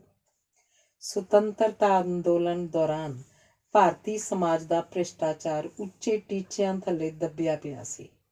ਜਿਵੇਂ ਹੁਣ ਭਾਰਤੀਆਂ ਦਾ ਚੰਗਾ ਵਿਹਾਰ ਭ੍ਰਿਸ਼ਟਾਚਾਰ ਪਿੱਛੇ ਲੁਕਿਆ ਹੋਇਆ। ਜੇ ਅੱਜ ਕਿਸ ਦੇਸ਼ ਦੀ ਸਲਾਮਤੀ ਨੂੰ ਕੋਈ ਖਤਰਾ ਉਪਜ ਪਵੇ ਤਾਂ ਭਾਰਤੀਆਂ ਦੇ ਚੰਗੇ ਵਿਹਾਰ ਦੀਆਂ ਉਦਾਹਰਨਾਂ ਫਿਰ ਸਾਹਮਣੇ ਆਉਣ ਲੱਗ ਪੈਣਗੀਆਂ। ਇਹ ਸੁਭਾਵਕ ਹੈ ਕਿ ਸੁਰੱਖਿਅਤ ਹੁੰਦਿਆਂ ਹੀ ਮਨੁੱਖ ਦੀਆਂ ਭੁੱਖਾਂ ਜਾਗ ਪੈਂਦੀਆਂ ਹਨ। ਕੱਚਾ ਕਰਮਚਾਰੀ ਚੰਗਾ ਕੰਮ ਕਰਦਾ ਹੈ, ਪੱਕਾ ਹੁੰਦਿਆਂ ਹੀ ਉਹ ਭ੍ਰਿਸ਼ਟ ਹੋ ਜਾਂਦਾ ਹੈ। ਘਰ ਦੀ ਨੌਕਰਾਣੀ ਮੁੱਢਲੇ ਦਿਨਾਂ 'ਚ ਚੰਗੀ ਕਾਰਗੁਜ਼ਾਰੀ ਨਾਲ ਸਭ ਨੂੰ ਪ੍ਰਸੰਨ ਕਰ ਦਿੰਦੀ ਹੈ।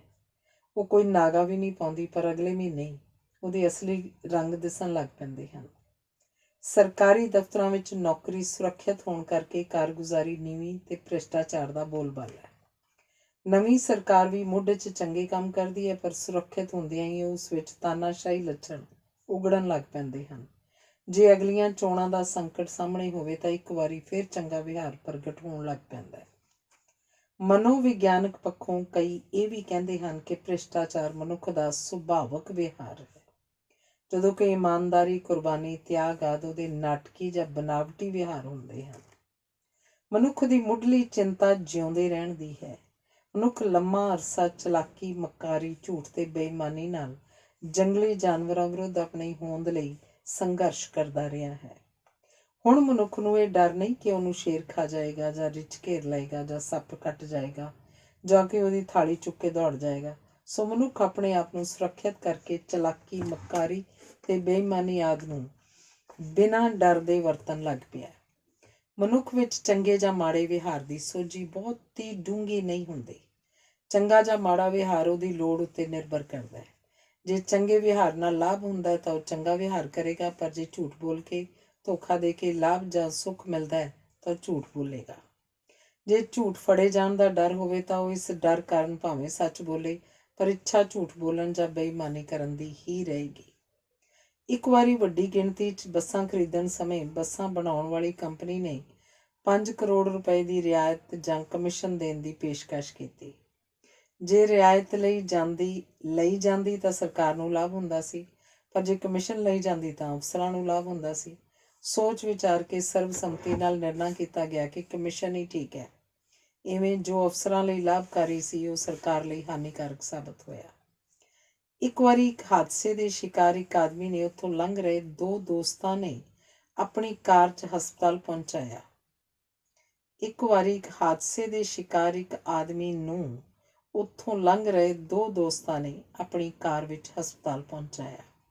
ਬੇਈਮਾਨ ਤੇ ਭ੍ਰਿਸ਼ਟ ਪੁਲਿਸ ਅਧਿਕਾਰੀ ਨੇ ਉਹਨਾਂ ਦੋ ਦੋਸਤਾਂ ਉੱਤੇ ਹਾਦਸਾ ਕਰਨ ਦਾ ਜੁਰਮ ਲਾ ਦਿੱਤਾ ਤੇ ਵੱਡੀ ਰਕਮ ਲੈ ਕੇ ਖਹਿੜਾ ਛੱਡਿਆ।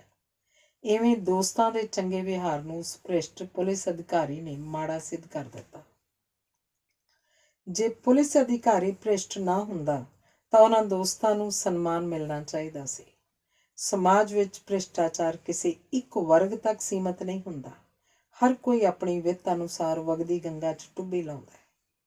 ਬ੍ਰਾਹਮਣ ਤੇ ਖੱਤਰੀ ਭ੍ਰਿਸ਼ਟਾਚਾਰ ਕਰਦੇ ਹਨ ਤੇ ਬਾਕੀ ਵਰਗ ਬੇਈਮਾਨੀ, ਮਿਲਾਵਟ ਜਾਂ ਹੇਰਾ-ਫੇਰੀ ਹੀ ਕਰਦੇ ਹਨ। ਸਰਕਾਰ, ਧਰਮ, ਫੌਜ, ਨਿੱਜੀ ਜਾਇਦਾਦ ਆਦਿ ਭ੍ਰਿਸ਼ਟਾਚਾਰ ਦੇ ਮੁੱਖ ਸਰੋਤ ਹੁੰਦੇ ਹਨ। ਪ੍ਰੋਫੈਸਰ, ਵਕੀਲ, ਡਾਕਟਰ, ਇੰਜੀਨੀਅਰ, ਜੱਜ ਆਦਿ ਸਮਾਜ ਦਾ ਪਤਵੰਤਾ ਭਾਗ ਹੁੰਦੇ ਹਨ। ਜਦੋਂ ਇਹ ਭ੍ਰਿਸ਼ਟ ਹੋ ਜਾਣ ਤਾਂ ਬਾਕੀਆਂ ਨੂੰ ਵੀ ਭ੍ਰਿਸ਼ਟਾਚਾਰ ਭੈੜਾ ਨਹੀਂ ਲੱਗਦਾ। ਜਿਹੜੇ ਭ੍ਰਿਸ਼ਟ ਨਹੀਂ ਹੁੰਦੇ ਉਹ ਸਮਾਜ ਵਿੱਚੋਂ ਇਵੇਂ ਖਾਰਜ ਹੋ ਜਾਂਦੇ ਹਨ ਜਿਵੇਂ ਸਾਡੇ ਭੋਜਨ ਵਿੱਚੋਂ ਟਿੰਡੇ, ਕੱਦੂ, ਪੇਠਾ, ਸ਼ਲਗਮ ਆਦਿ ਗਾਇਬ ਹੋ ਗਏ ਹਨ। ਭ੍ਰਿਸ਼ਟ ਵਿਹਾਰ ਨਾਲ ਗੀਤ, ਸੰਗੀਤ, ਨ੍ਰਿਤ ਤੇ ਭਾਸ਼ਾ ਵੀ ਭ੍ਰਿਸ਼ਟ ਹੋ ਜਾਂਦੀ ਹੈ।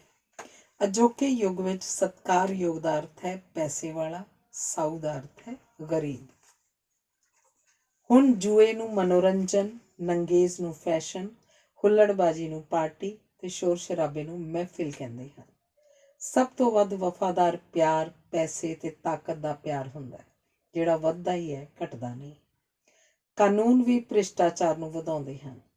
ਜਿਸ ਦੇਸ਼ ਵਿੱਚ ਜਿੰਨੇ ਵਧੇਰੇ ਕਾਨੂੰਨ ਹੁੰਦੇ ਹਨ ਉੱਥੇ ਉਨਾ ਹੀ ਵਧੇਰੇ ਭ੍ਰਿਸ਼ਟਾਚਾਰ ਹੁੰਦਾ ਹੈ, ਕਿਉਂਕਿ ਅਧਿਕਾਰੀ ਕਾਨੂੰਨ ਲਾਗੂ ਕਰਨ ਦੀ ਆੜ 'ਚ ਭ੍ਰਿਸ਼ਟਾਚਾਰ ਕਰਦੇ ਹਨ।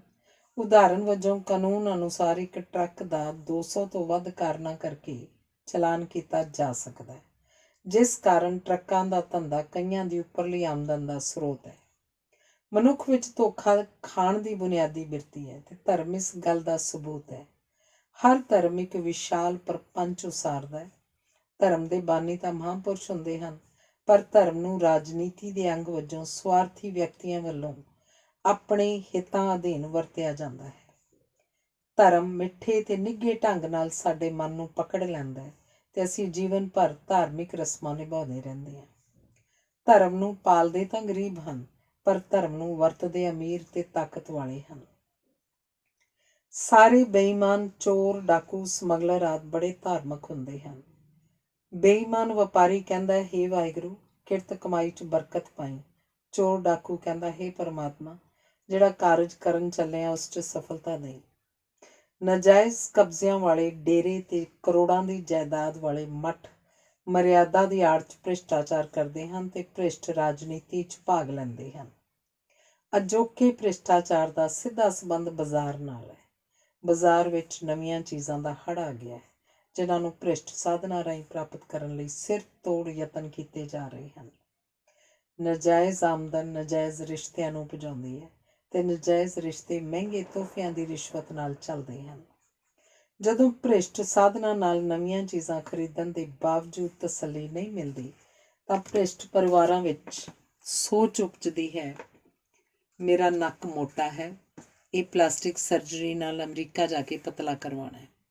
ਛੋਟੀ ਤੇ ਪੁਰਾਣੀ ਹੋਣ ਕਰਕੇ ਇਸ ਕਾਰ ਵਿੱਚ ਹੁਜਕੇ ਲੱਗਦੇ ਹਨ, ਇਹ ਬਦਲਣੀ ਹੈ ਤੇ ਮਰਸੀਡੀਜ਼ ਲੈਣੀ ਹੈ।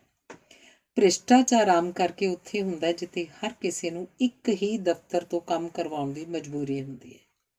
ਨਕਸ਼ਾ ਪਾਸ ਕਰਵਾਉਣਾ, ਕੁਨੈਕਸ਼ਨ ਲੈਣਾ, ਰੂਟ ਲਾਇਸੈਂਸ ਜਾਂ ਠੇਕਾ ਲੈਣਾ, ਬਿੱਲ ਪਾਸ ਕਰਵਾਉਣਾ ਆਦਿ ਕੰਮ ਅਕਸਰ ਸਰਕਾਰੀ ਮਹਿਕਮਿਆਂ ਨਾਲ ਸੰਬੰਧਿਤ ਹੁੰਦੇ ਹਨ। ਨਿਲਾਮੀ, ਨੌਕਰੀ, ਚੋਣ ਆਦਿ ਵਿੱਚ ਹੁਣ ਸਭ ਕੁਝ ਪਹਿਲਾਂ ਹੀ ਤੈਅ ਹੋ ਜਾਂਦਾ ਹੈ। ਹੁਣ ਹਰ ਥਾਂ ਦਲਾਲ ਉਪਜ ਪਏ ਹਨ। ਦਲਾਲੀ ਵਿੱਚ ਕੇਵਲ ਝੂਠ ਹੀ ਬੋਲਿਆ ਜਾਂਦਾ ਹੈ।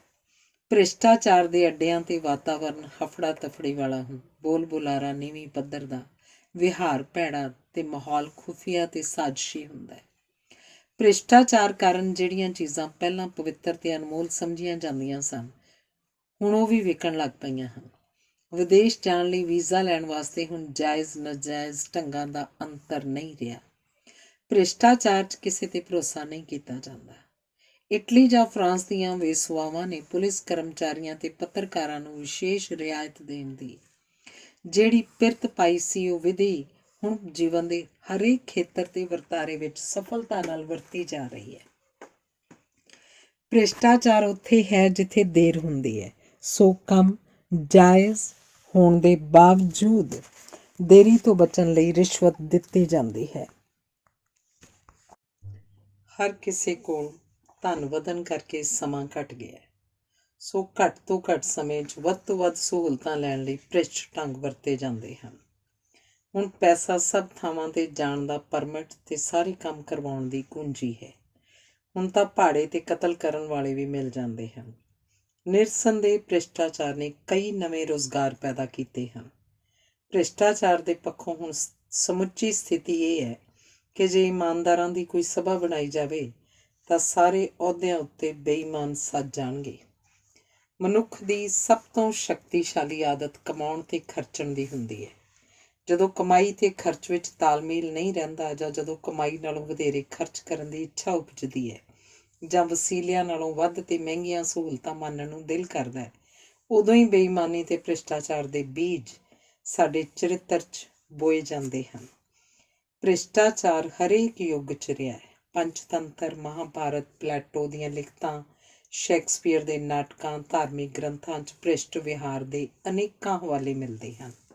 ਕੌਟਲਿਆ ਨੇ ਆਪਣੀ ਰਚਨਾ ਵਿੱਚ 40 ਪ੍ਰਕਾਰ ਦੇ ਭ੍ਰਿਸ਼ਟਾਚਾਰ ਦੀ ਨਿਸ਼ਾਨਦੇਹੀ ਕੀਤੀ ਹੈ। ਸਮੁੱਚੇ ਰੂਪ ਵਿੱਚ ਮਿਹਨਤ ਤੋਂ ਬਿਨਾਂ ਤੇ ਗਲਤ ਸਾਧਨਾਂ ਰਾਹੀਂ ਅਮੀਰ ਹੋਣ ਦੀ ਇੱਛਾ ਭ੍ਰਿਸ਼ਟਾਚਾਰ ਹੈ। ਹੁਣ ਭ੍ਰਿਸ਼ਟ ਢੰਗ ਅਪਣਾਉਣ ਦਾ ਆਧਾਰ ਉਸਾਰਨ ਲਈ ਅਸੀਂ ਧਾਰਨਾ ਹੀ ਬਣਾ ਲਈ ਹੈ ਕਿ ਮਿਹਨਤ ਦੀ ਕਮਾਈ ਕਾਫੀ ਨਹੀਂ ਹੁੰਦੀ। ਹਰ ਵਿਕਾਸ ਨਾਲ ਮਨੁੱਖਤਾ ਦਾ ਕੋਈ ਨਾ ਕੋਈ ਗੁਣ ਲੋਪ ਹੋ ਜਾਂਦਾ ਹੈ। ਅਜੋਕੇ ਵਿਕਾਸ ਨਾਲ ਮਨੁੱਖਤਾ ਵਿੱਚੋਂ ਇਮਾਨਦਾਰੀ ਲੋਪ ਹੋ ਗਈ ਹੈ। ਕਈ ਪੁੱਛਦੇ ਹਨ ਕਿ ਭ੍ਰਿਸ਼ਟਾਚਾਰ ਕਿਵੇਂ ਖਤਮ ਹੋਏਗਾ। ਉੱਤਰ ਹੈ, ਜਦੋਂ ਮੈਂ ਤੇ ਤੁਸੀਂ ਇਮਾਨਦਾਰ ਬਣ ਜਾਓਗੇ। ਭ੍ਰਿਸ਼ਟਾਚਾਰ ਮੁੱਕੇਗਾ ਨਹੀਂ। ਕੰਪਿਊਟਰ ਟੈਕਨੋਲੋਜੀ ਤੇ ਆਰਥਿਕ ਖੁਸ਼ਹਾਲੀ ਕਿਸੇ ਹੱਦ ਤੱਕ ਇਹਨੂੰ ਨੱਥ ਜ਼ਰੂਰ ਪਾ ਲੈਣੀ ਹੈ। ਟੈਲੀਫੋਨ, ਹਵਾਈ ਸਫ਼ਰ ਆਦਿ ਜਿਨ੍ਹਾਂ ਖੇਤਰਾਂ 'ਚ ਮੁਕਾਬਲਾ ਹੈ, ਉੱਥੇ ਭ੍ਰਿਸ਼ਟਾਚਾਰ ਮੁੱਕਿਆ ਤਾਂ ਨਹੀਂ, ਘਟਿਆ ਜ਼ਰੂਰ ਹੈ।